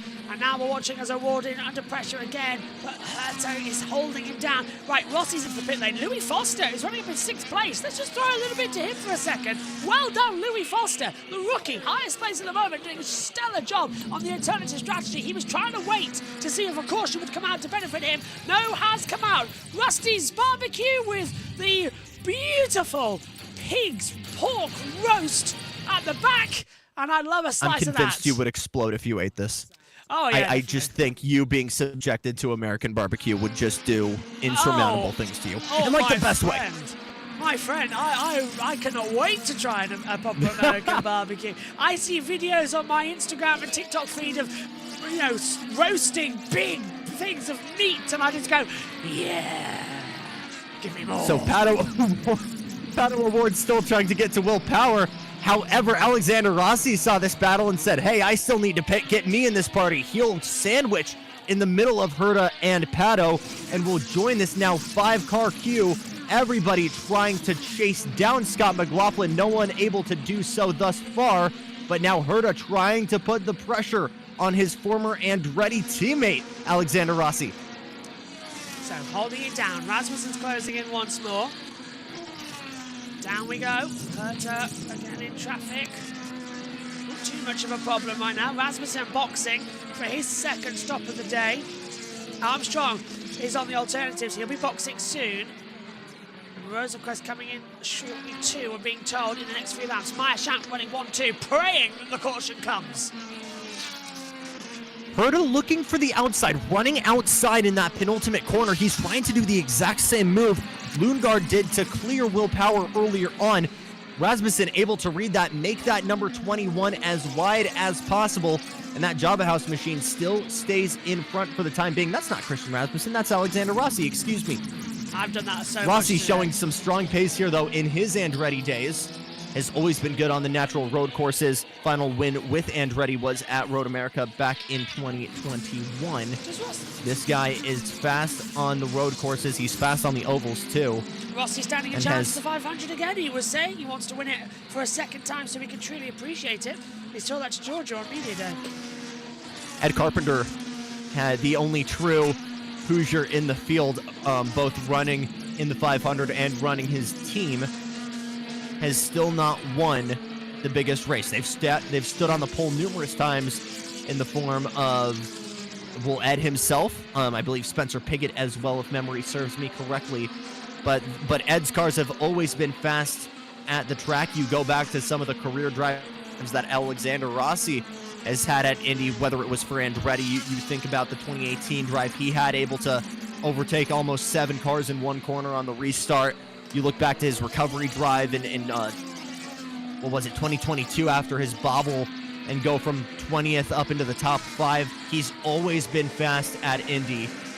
And I think a lot of people have maybe considered that 2016 drive to be a little bit of a fluke or a little bit of luck-based. And you always need a little bit of luck to win at Indy. Yeah.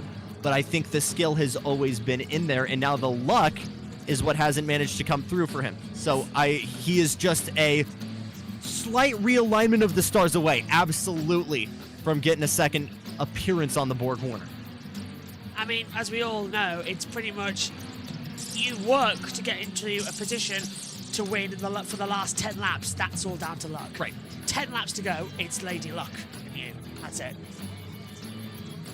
Both Shank cars finally coming into the pit lanes. This will promote the lead back over to Alex Palou, who is once again having the mother of all stints. A little bit of a bobble there for the 60 of Felix Rosenquist. Will rejoin with minimum drama, though. I think it was just a little bit of a bobble on the refire there, and had a little bit of pushing from his crew, but will merge out right in front of Santino Ferrucci, who absolutely gets it done and narrowly squeezes by. Cold Tires making that a slightly easier job, but Fro remerging right in front of Joseph Newgarden and Nolan Siegel. So we have an hour past, 50 laps done, 40 to go. You don't need to be a mathematician to say this is going to take 1 hour 50, so further... I'm liking this so far. It's not doing... Just keep your fingers crossed, chaps. Everybody, please. You could just work in time before they have to hand over. Front wing adjustment there for the 60, and it's looking like it was an issue with the fuel nozzle, actually, that was failing. It won't properly open unless sensors detect that it's actually in the port, and I think that was the issues here. Joseph Newgarden looking very racy here, trying to clear Fro. We'll look to the outside. We'll now get back in line as Nolan Siegel tries to join the party. Here's the look to the inside that we saw earlier. Rosenquist instantly swerves to the inside to try and defend that as all three of these guys diving for position. Here comes Nolan Siegel on the inside. Newgarden's got to be very careful there. He can't afford that. He's still got to think championship run. I know he's had a poor start, but you can't be leaving doors open for Nolan Siegel, who arguably is on a bit of a redemption tour after the opening couple of races. He's shone really at the Indy test, and now he's been shining here as well. Down to Charlotte's Web. There's a British telephone box there, I've just noticed. If you're going to put anything there, you put a blue police box. That's more British than the red one. This does feel like a place the TARDIS would show up, though. Yeah, it does. Nolan Siegel, really quickly, we've seen him, I think the Strat and why Tony Kanaan really liked him as a driver for the 6 over Theo Pourchaire was a lot of reasons. I think oval expertise was one thing that would be good for the start, but I think the bigger one is the professor approach, the very Alan Prost approach to his driving as Newgarden with another look here in the penultimate corner. We'll look to the inside once again, though. Fro with some great defense there to hold off the 3-time champ Newgarden. This will once again open the door for Siegel. And where I'm going with this is we haven't really seen an aggressive Nolan Siegel. What he's got to do for driving when he doesn't have strategy to back him up. And we're now finally seeing a little bit of that aggression. What Nolan Siegel can do when he just needs to get fangs out. And you get that little mix of aggression and experimentation. He's trying the lower line, a late apex here, coming out of Charlotte's Web to clear Newgarden. He hasn't quite gotten it worked yet. But the way he's rubbering in that alternate line, it might become a more feasible move in the next coming laps if he's just able to get on the bumper, or stay on the bumper, shall I say, of Joseph Newgarden. It's absolutely been the Nolan Siegel show regardless. I think he's going to be happy with how this weekend has been. First Fast 6 appearance has been the fastest of most of the McLarens through each of the practice sessions. In a move that was so controversial to cut off Theo Pourchaire, Nolan Siegel's made a big statement this weekend, Josh. And that's, I belong here. He does belong here. Finally, he's shown us that, and I can't wait for Indy, both road course and 500 that's coming up in a few weeks' time. So, dark cloud hanging over the Bubba Barber, but I don't think it's going to break open. Into the pit lane has come Santino Ferrucci for his 3rd stop of the day. So he's our next one to kick it going. It looks like he's gone back on, I think, to a set of alternative. So he's done alternative. So he's going to run blacks for the end. What did you tell me? The cycle's still going. The calmest ever willpower radio you will ever hear. He is not happy the fact that the black tyres are still going and still liking it out here. He doesn't like the reds, does he? I think when you have a level of on-edge expertise for willpower, the ability for willpower to extract pace out of the car is 1 lap pace, yes, but being able to hold that grip from the banker lap, from the safe lap, and that extra all-out lap. So kind of no one knows the limit of grip and knows fall off the way willpower does. And I think that's where that frustration is coming, where it's, you know, this thing is falling off way quicker than I initially anticipated. And that's why we lost this position to Rinus VK. So obviously some major frustration there from willpower in what is being, we haven't really set the scene for you, but what has been a paramount scene, a paramount season for willpower, in whether or not he will stay with Team Penske or will have to go elsewhere as his contract expires this year in the 12th car. Yeah, there's been rumours circulating about where he could go if he doesn't renew with the captain. As we take a look again at the wonderful museum here at Barber Motorsport Park, and still holding on. 1 lap 54. Correction, 1 lap 55 of 90. Fox still getting me with that one. We've got Have 30 we realized who is in second, Josh? Yeah, I've tried not to say it because I'm scared, but it's Christian Lundgaard. What a brilliant weekend he's having as well. He is stormed through the field, and he's catching Palou as well. Didn't want to say it, but he's inside 6 seconds. He's about to go in front, I believe, of 5.9. No, he's lost it. Done a mistake somewhere. And here we go again on the inside line. Nice dive bomb and a half on the inside. Lap traffic going through, but yeah, Palou, I would say, needs to be a bit worried about the McLaren in P2. Who is catching him? So it's Christian Lundgaard trying to do a flipped script, trying to throw an Uno reverse card on what we saw at Thermal. A dominant weekend for the McLarens was absolutely ruined by Palou when he managed to clear both Pato and Lundgaard in what I could say is already one of the best battles of the Lionheart era, wheel-to-wheel racing at Thermal. And obviously there's some SoCal kid bias in that, but I think that battle alone justifies that race staying on the calendar. But Lundgaard now with fangs down will try to close that gap and do exactly what Palou did to him just a month and a half ago. Yeah, go on. By the way, I do think we are going to have at least one more pit stop, and how we manage that, both on tire selection and execution in the pits, is going to be a major, major factor for all of these guys. Omi, if you are near a microphone, can you mute? Because I want to know who won Italian F4 Race 1, because I think it might just be our boy. Hello, yes, Sebastian Weldon. That's my boy. Lionheart's So cool.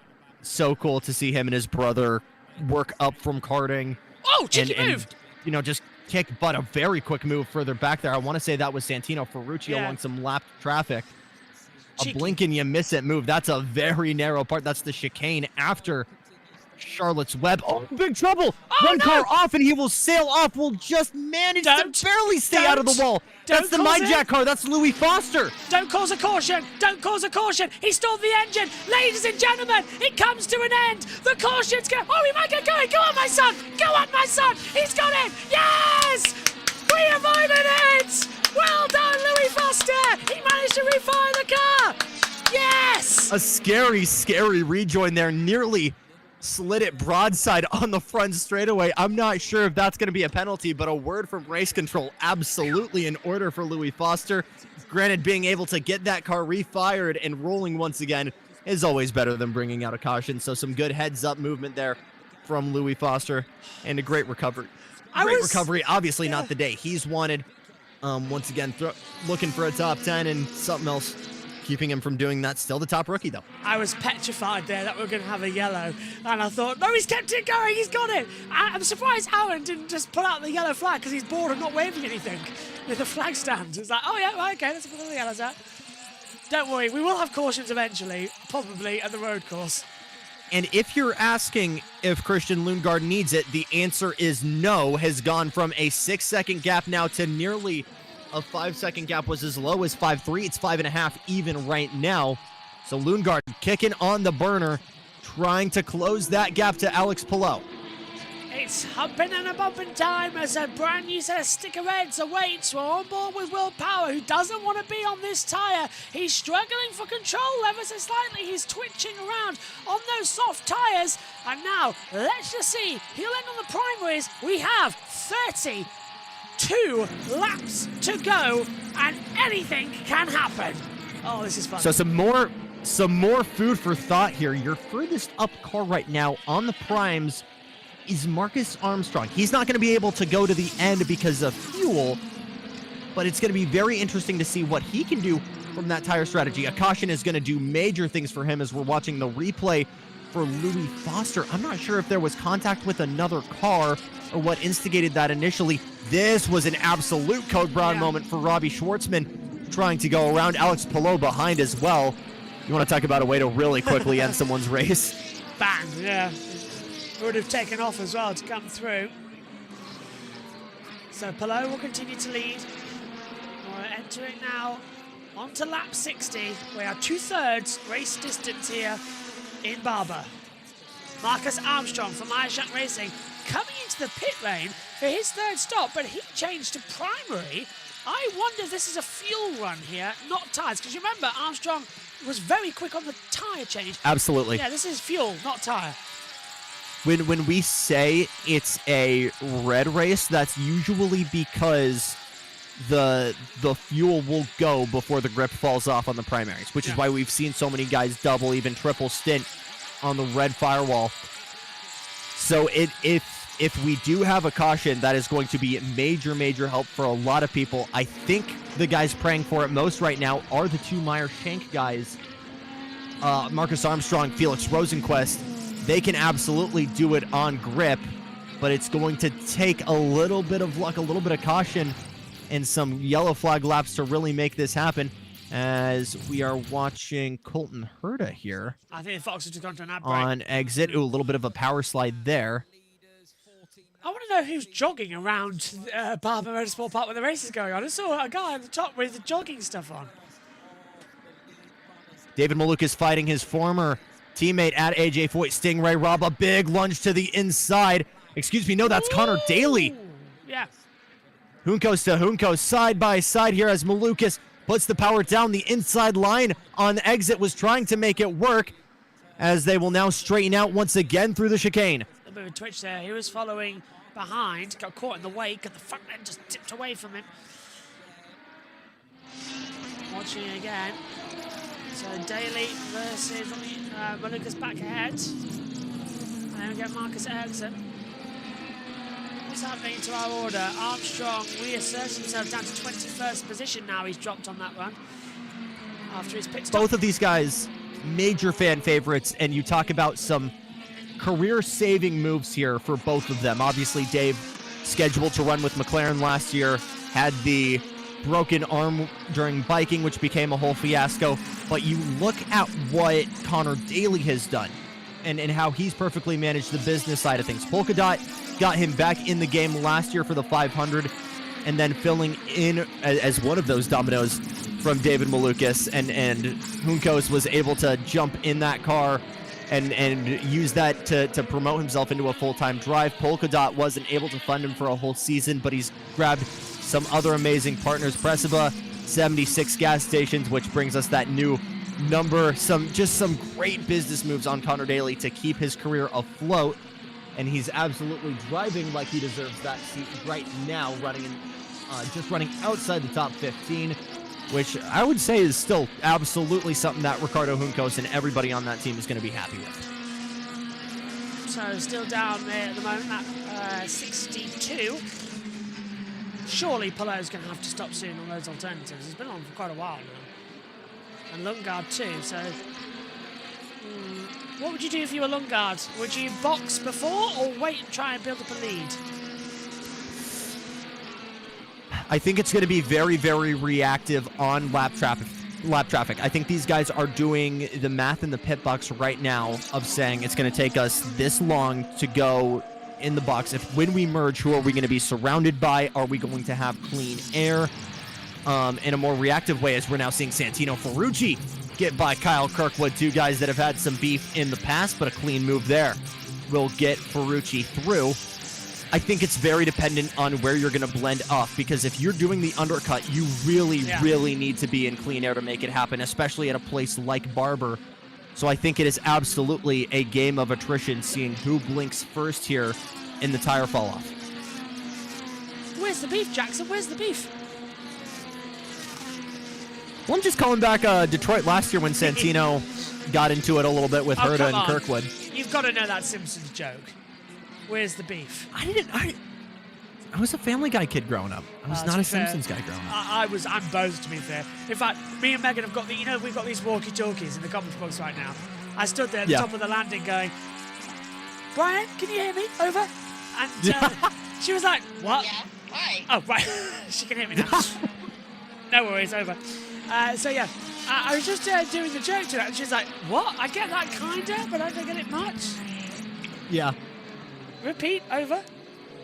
I said you're giving me whiplash with all these radio messages. Sorry, Megan. Bye-bye. Okay, I'm getting a whiplash. But, yeah, so, yeah, it's just, I was doing the thing and then she said, right, I'll just show you. But it's fantastic as well.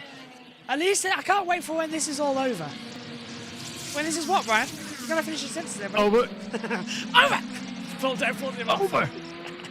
Yeah. Oh. Do you want to do that? Christian Lundgaard down to 5 seconds now over Alex Palou. The lap traffic of Devlin DiFrancesco holding up Palou ever so slightly. Graham Rahal gets us started on the final round of pit stops, shall I say. He comes in, so too does Kiffin Simpson. I'll let you into a little secret here as well. When I go to sleep sometimes, I will just stick an episode of Family Guy on. It's always a good thing to watch. Oh, no, that's good. That's good. I'll usually do, like, SpongeBob. Oh, God, yes. That's just weirdly nostalgic for me, though, but... Hello. Hello, Amy. Amy, I when like to go to the F1. Okay. Enjoy. First of all, how's the weather over there looking? I haven't seen, so I'm going to head to the box in preparation to be on air in about under 15 minutes. So, yeah, I'll go there and see what's going on. Good luck, Amy. I'll join you at the end. And into the meantime, down pit lane, Pato Award and Phineas first and Quest. We've got pit reporters. Jack down there on pit lane. A huge pit stop for the 5 here. I don't know if you guys have noticed, he doesn't have that much push to pass left. That was the biggest conversation between him and the stand, was push to pass management. Brand new tyres on for Power Awards to finish this race. A lot of other cars and teams, I should say, laid out on pit lane. I think. Yeah, so they're diving in. Set of primaries. Can that take them to the end? 26 more laps? Palou and Lundgaard in 2. Even strategy. And by the way, looking at that push-to-pass figure, Palou with 20 more seconds than Christian Lundgaard, 96 and 75 respectively. Quick stop here from the 66 of Fro as he'll merge out. And now biggest pit stop of the day for both of these guys.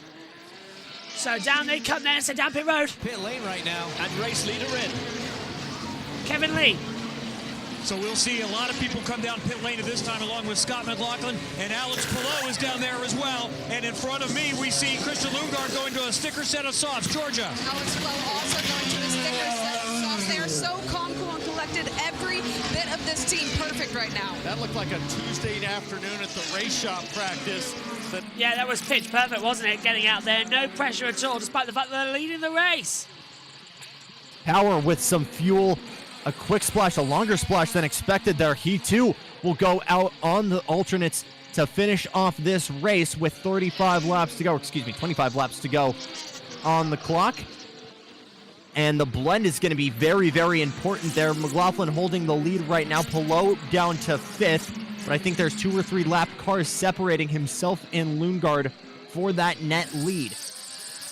I can tell you that current conditions over in Miami are abysmal, and they're not looking too pretty here as well. Barber, as well, the outside, Pato Award goes for a lunge down at Charlotte's Web on the 45 car, and he gets ahead. Foster, even though he's a lap down, was not going to hold back there, was he? Even though he's lapped.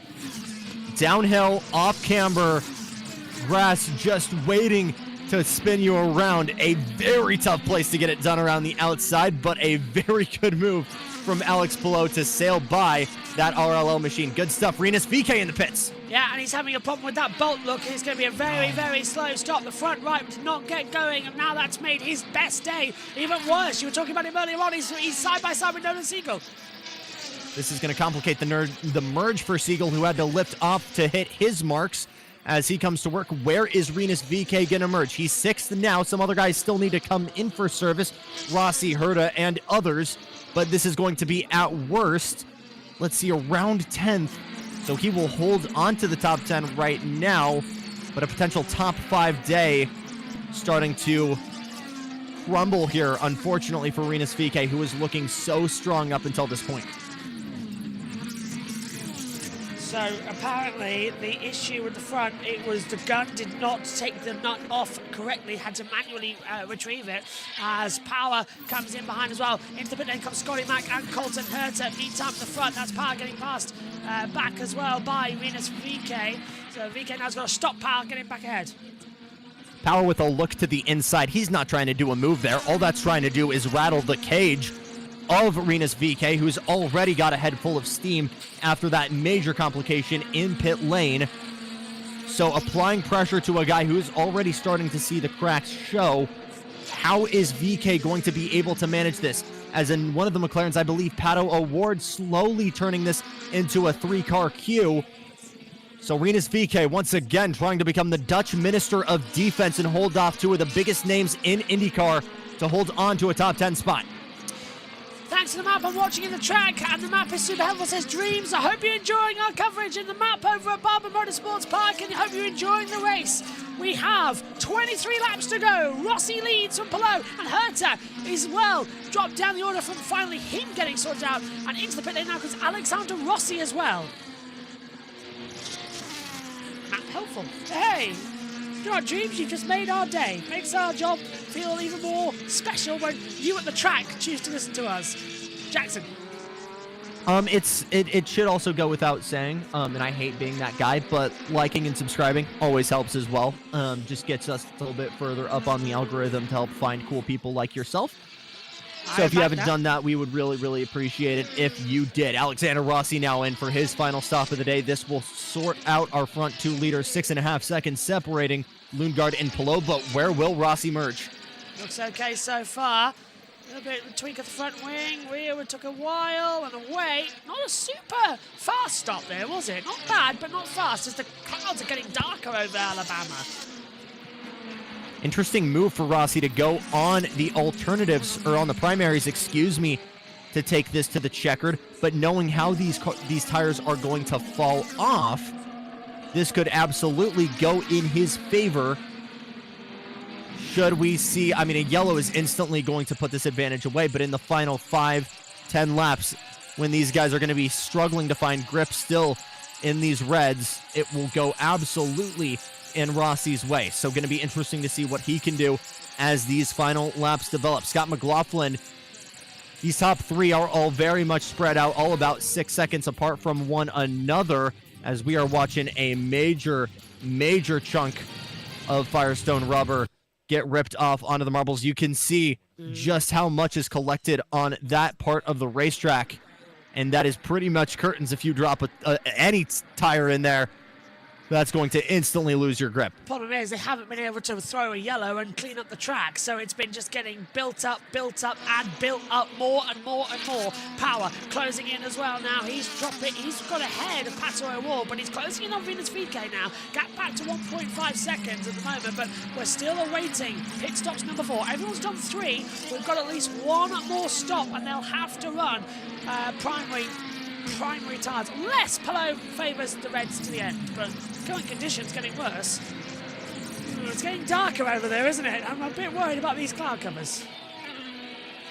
I don't think it's going to be a factor, and if it will, we're at the stage in the race where it needs to be a Miami gale force level of rain to just flood out the track immediately to warrant that switch over.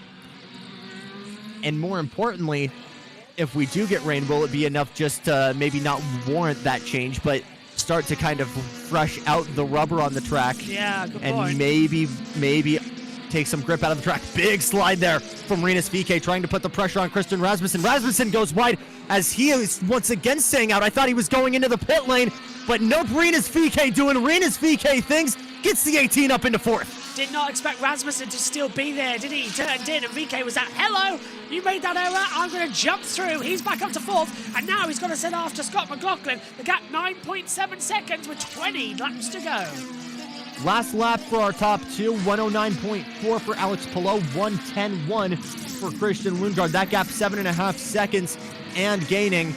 So I don't want to throw the towel in here for Christian Lundgaard, but I think it is going to take a yellow or a major set of drama for something to happen. We could have it right here. Colton Herta versus Alexander Rossi. This battle once again being reignited, and Herta will sail on by his former teammate. Yeah, and Herta goes through then again. That's good stuff. Rossi, though, in the end, coming to racing, now drops back into 9th place. Nolan Siegel is 3.5 seconds behind him as Palou continues to charge the front. We haven't talked about Palou and Lundgaard for a couple of laps now. The gap at 7.2 seconds, both with another pit stop to do, though. But Lundgaard has a comfortable gap of 6 seconds between him and McLaughlin. So that is pretty much the top 3 in a nice safe space. The battle starts with Rasmussen, who's now under pressure from Will Power. Rinus VK, absolutely my ride in for the driver of the day. He's gotten it done on all ends, whether it's conserving fuel to make a certain strategy happen, doing it on track like we just saw with Christian Rasmussen, and has overcome some great adversity, even with that little bobble on the pit lanes. I'm not sure if he's going to be able to close that almost 8-second gap to Scott McLaughlin to get on the podium, but a top 5 is exactly what the doctor ordered for Dale Coyne Racing, and VK has been delivering some brilliant driving here. Sliding out the rear as well, just keep being careful. Down into Charlotte's Web. The battle's now starting to brew. This is what we like here at Barber. It's a slow burn, but often leads to a very interesting punch, as we're now seeing Penske going through on the inside line. That's Joseph Newgarden. That's lap traffic in between both of them. That's Louis Foster and Santino Ferrucci. While trying to close this gap, he's fending off Marcus Armstrong just behind him. Armstrong's into the pit lane. Armstrong's diving into the pit lane as well, Jackson. So Meyer Shank deciding that's enough of him on the alternatives. He might head back to primary as we ride with Santino coming into the last 2 corners. He's looking for him on the inside and jumps ahead of Foster. So that'll even out this battle once again. Push to pass, not even close right now. As a little bit of a wiggle there for Santino Ferrucci on exit on the final corner. Heading back to close the gap to Joseph Newgarden. Push to pass, not even close right now. Joseph Newgarden at 35, Santino Ferrucci 59, nearly 60 as we're watching a replay again here. Yeah, that's that snap. Big wow. Ferrucci just opposite lot like mad. And is that the tyre, or would that be just dipping a wheel where it's not supposed to be? No, it would be over if it's dipping the wheel where it wasn't supposed to be. I think that was just a little bit too much right foot too quickly. Yeah. But when you spend your off season driving USAC sprint cars and trying to get into the Chili Bowl, you're able to do stuff in opposite lock and feel very comfortable.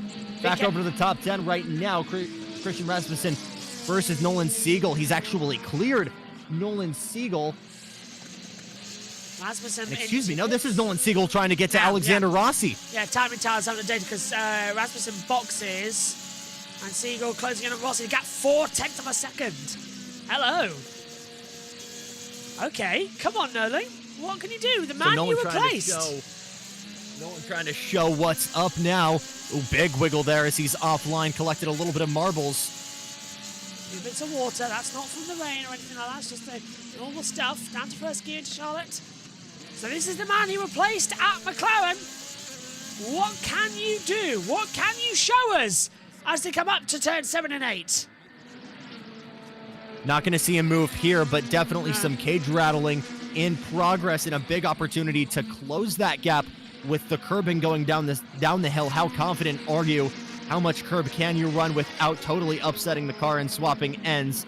Driving on the limit is the key to closing the gap there. Back over to Rinus VK on an island right now for trying to close the gap to Scott McLaughlin, but just behind him is a very pissed off Will Power. He's got a Prima between the two of them, but he will be trying to take fourth very soon.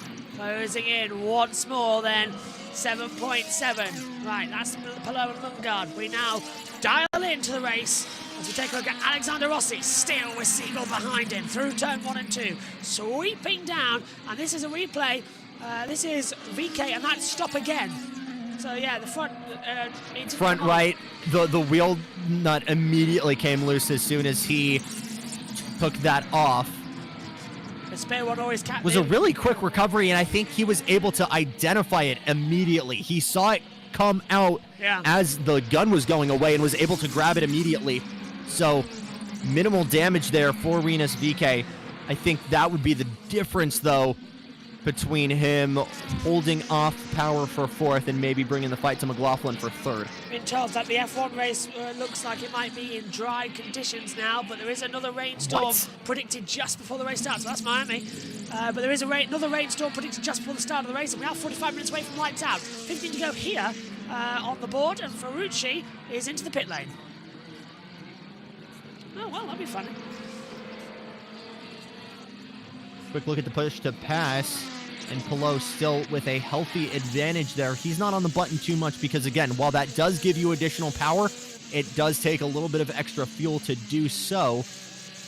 So conservation on that button. Nolan Siegel with no conservation right now as he's still trying to find a way past Alexander Rossi. Here's the run into Charlotte's Web.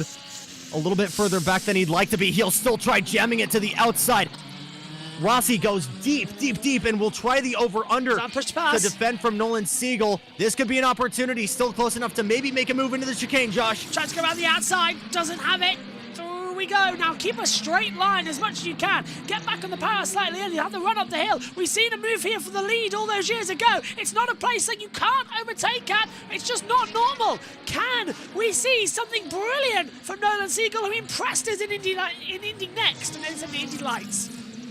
Turning the clock back to 2016, excuse me, that Hollywood battle between Graham Rahal, Simon Pagenaud, lap traffic being a factor there with bits of, you know, carbon fiber and different bits of wing flying around. It was a brilliant battle. Obviously, the way these cars interact on track now, very different, but definitely not impossible to battle still there.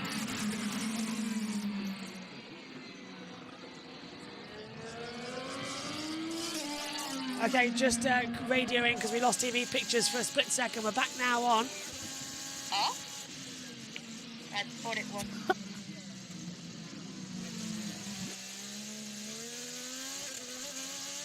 Okay, so a bit of a power supply issue. Apologies for that, Jackson.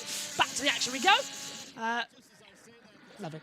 As they come through. Back again then as Siegel back on through turn 6, 7 and 8. Can't really get back to the back of Rossi. Still having picture issues on your end. I'm going off of the backup right now. How's that? There we go. Yep. Good. Apologies. Wiguchi. Scott Dixon. By the way, Scott Dixon, of course you somehow ended up in 12th without doing anything cool enough for us to notice. Yeah, surprise. But somehow, some way, and probably with a little bit of oracle work there from Mike Hull, his strategist, has worked himself from the absolute back of the pack up into the top 12. Julian says about VK, about let's go VK, and purple is with him as new best lap. 15 laps, 7.7 seems to be quite a lot. Yeah, it sadly might be. Palou looks like he's got this one in the bag once more.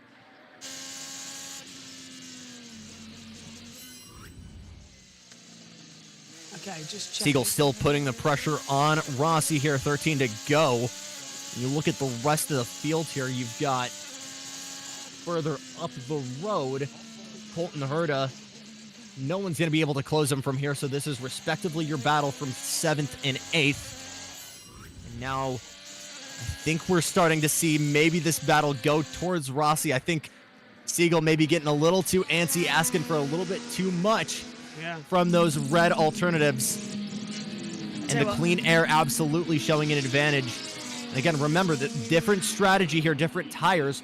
Rossi on the harder compound, so we'll be able to play a longer game here than Nolan. Thank God for the backup pictures. I can tell you that right now. That was yes. That came in handy. Might not need them in the end, but thank God they were there as well. Yes. So 63 seconds of push to pass there for Alex Palou, 48 for Lundgaard.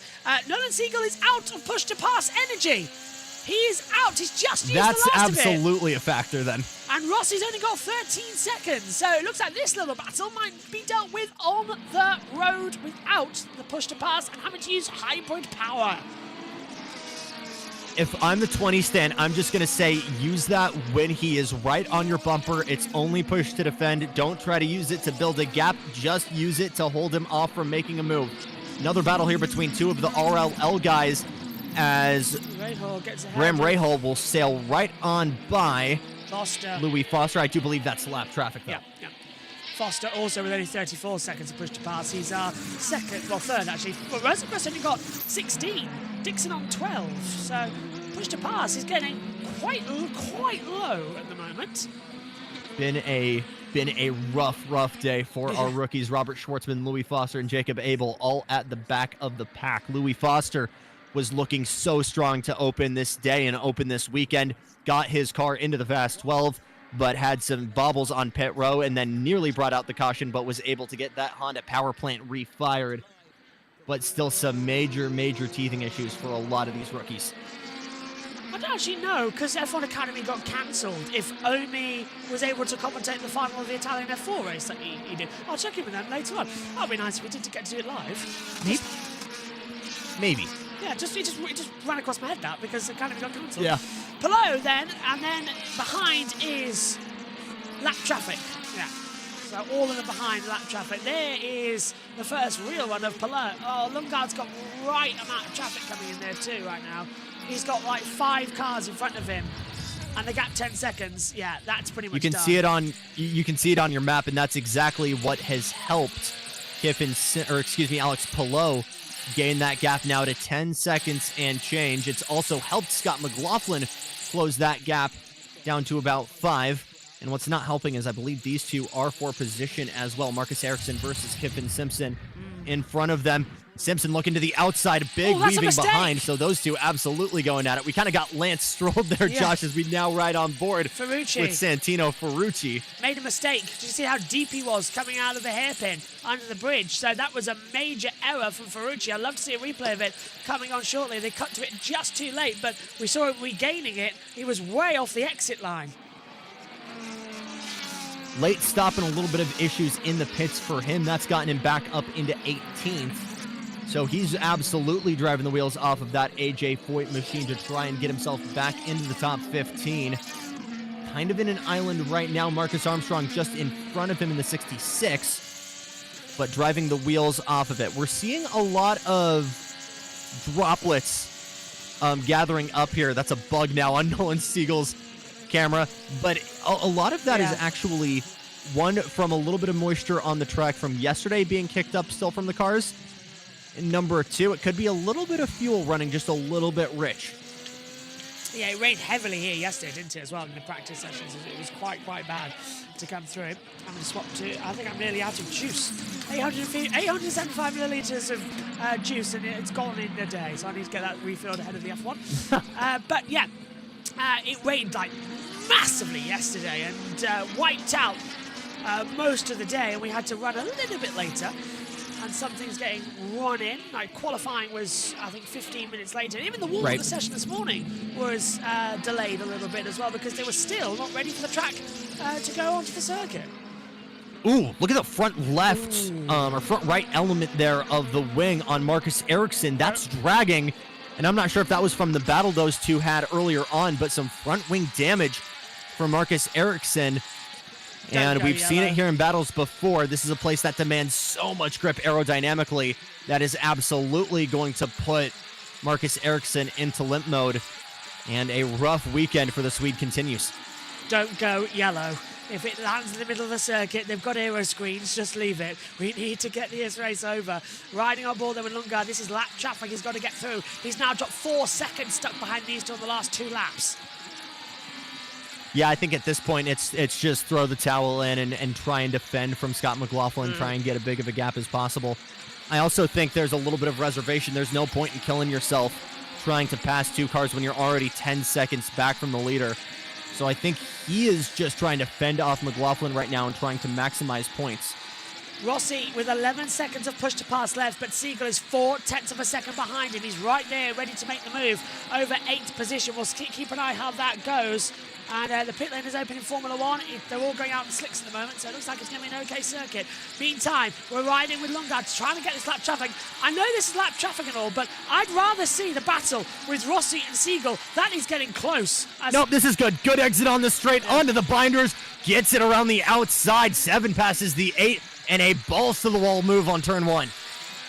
Brilliant, because you've got to overtake the lap traffic. There's no blue flags unless it's an oval, so you've got to get it sorted. But this is a bit bizarre now because Rossi, 2/10 to Siegel, gap now 10 seconds to push to pass. So he's just literally sipping it. He's pressing it just for a second.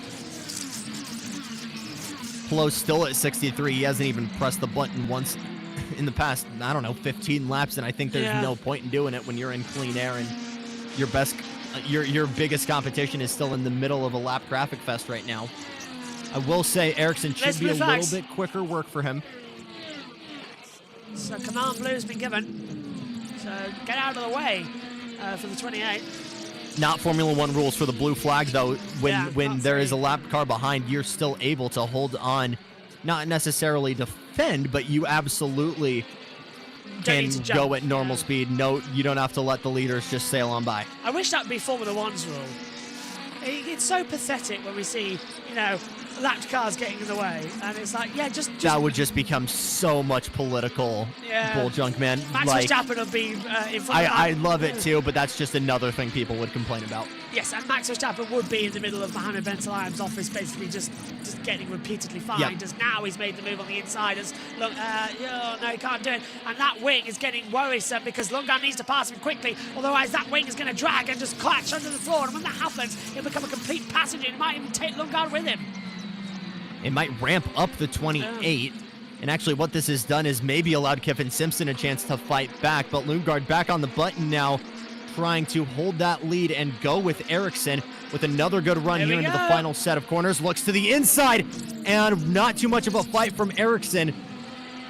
And finally, clean air once again for Christian Lundgaard, only costing him 6 seconds. Rossi down to 6 seconds of the push to pass. The gap now 0.534 of a second as it currently stands. Blimey. Now Stingray Robb joining this 3-car battle, I believe, unless he's a lap down. No, this is for 22nd. 22nd in position, yeah.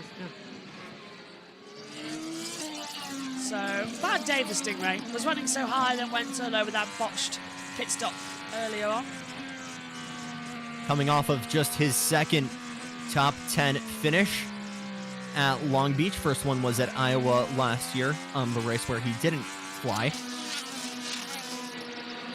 But been a long time coming, has been working very, very hard, has been no stranger with Juncos. That was how he got his Indy Next championship, was under Juncos machinery in 2021. So felt like a homecoming for him, and he has been driving like it's been such. We'll just remind everybody, with 5 laps to go, we are on a very quick off because we have to get over both on USON and here on JB Motorsports 2, the Miami Grand Prix. You can also watch the NASCAR Cup Series race from Texas Motor Speedway. That's live now with the USON commentary team with Matthew Owen, Seth Eves, and Matt White, as well as Josh T over there producing. And he'll be flicking in and out with our duties here as well with Formula One. Me and Jackson doing the double. What's up? Me and you doing the double. I guess, yeah. Very different kind of double. Oh, you mean for Memorial Day? No, what about now? I mean, I am doing the double now, I guess. Yeah. Very different double. Yeah. But you're back with us for the 500. After missing last year for the worst excuse, but at the same time, the best excuse, you were graduating. Yes. I mean, come on, man. I think that's an understandable excuse. Kiffin Simpson still trying to hold off Stingray Robb. Lap traffic of Scott McLaughlin trying to get through. This could be interesting depending on how VK paces himself trying to clear one of the Premas. But VK and McLaughlin starting to slowly inch closer to one another. This battle for the podium might have some life breathed back into it.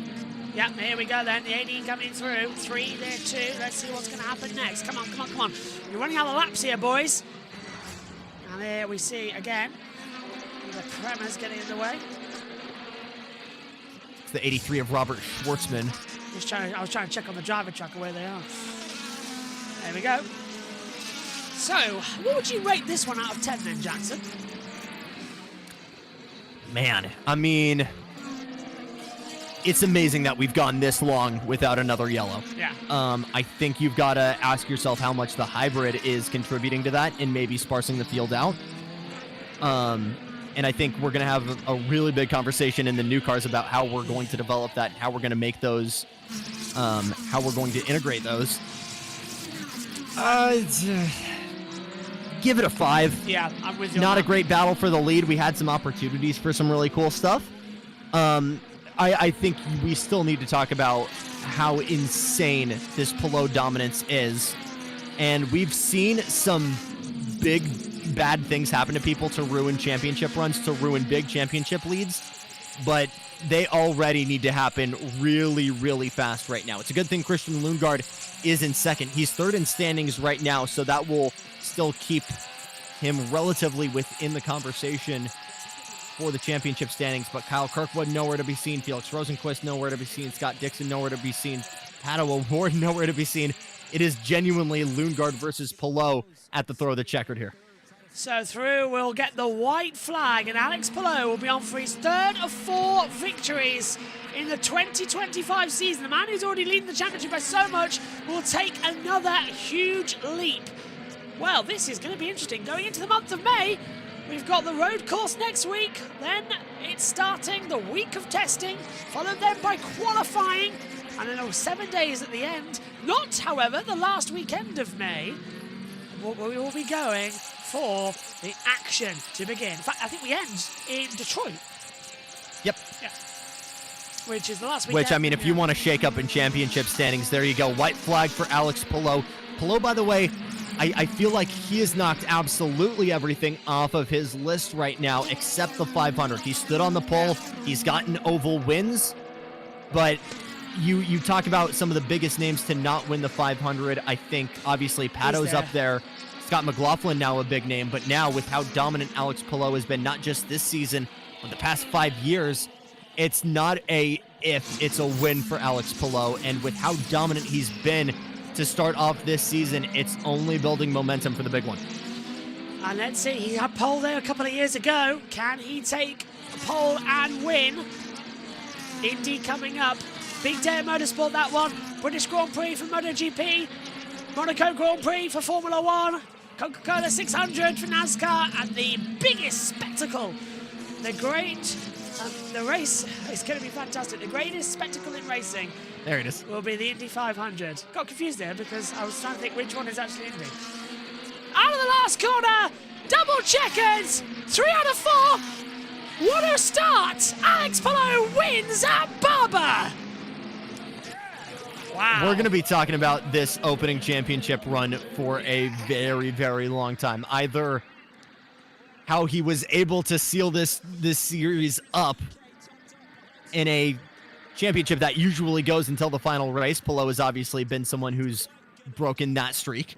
Yeah. And if not, how someone else is able to surmount a comeback. I mean, Christian Lundgaard, Colton Herta, the Penske's still are off to a miserable start to this season. You just now have Scott McLaughlin on the podium, Will Power in 5th. But you look at the opening rounds of the championship, it's just taken now to really, really see the Penske's get pace. So, here's your results then. Alex Palou, your winner. Christian Lundgaard in 2nd, Scott McLaughlin 3rd, Venus VK 4th, Will Power 5th, Pato O'Ward 6th, Colton Herta 7th, Alexander Rossi's 8th, Nolan Siegel 9th, and Joseph Newgarden is 10th. Kyle Kirkwood 11th, with Scott Dixon in 12th, Felix Rosenquist 13th, Graham Rahal 14th, Christensen Rasmussen 15th, David Maluka 16th, Marcus Armstrong 17th, 18th on the board, Carlos Santino Ferrucci, Connor Daly 19th, Marcus Ericsson 20th, Kiffin Simpson 21st, Stingray Rob 22nd, Callum Marlowe 23rd, Devlin Francesco 24th, Robert Schwartz 25th, Louis Foster 26th, and Jacob Abel is 27th as well. Jackson, your final thoughts as we will run off to cover Formula One. I mean, it might be pullover already in this championship. We've seen this dominance so many times, and he's won so many races in so many different ways. The comeback drive at Thermal, the strategy calls from Barry Wanzer to win St. Pete, and now a start up front and stay up front win here at Barber. He is, I mean, the tone has been set earlier on. Palou is the man to beat, but again, Christian Lundgaard does not stop impressing everybody in this field. He has hit his stride immediately with Arrow McLaren. It's going to be interesting to see how the rest of the month of May will go for him, but he already feels right at home in papaya colors. Jackson, my thanks to you, my thanks to JT and to Amy as well. We're going to dive off to cover the Formula One, but 3 out of 4, Alex Palou wins, and let the month of May begin. We'll see you at the road course. Bye-bye.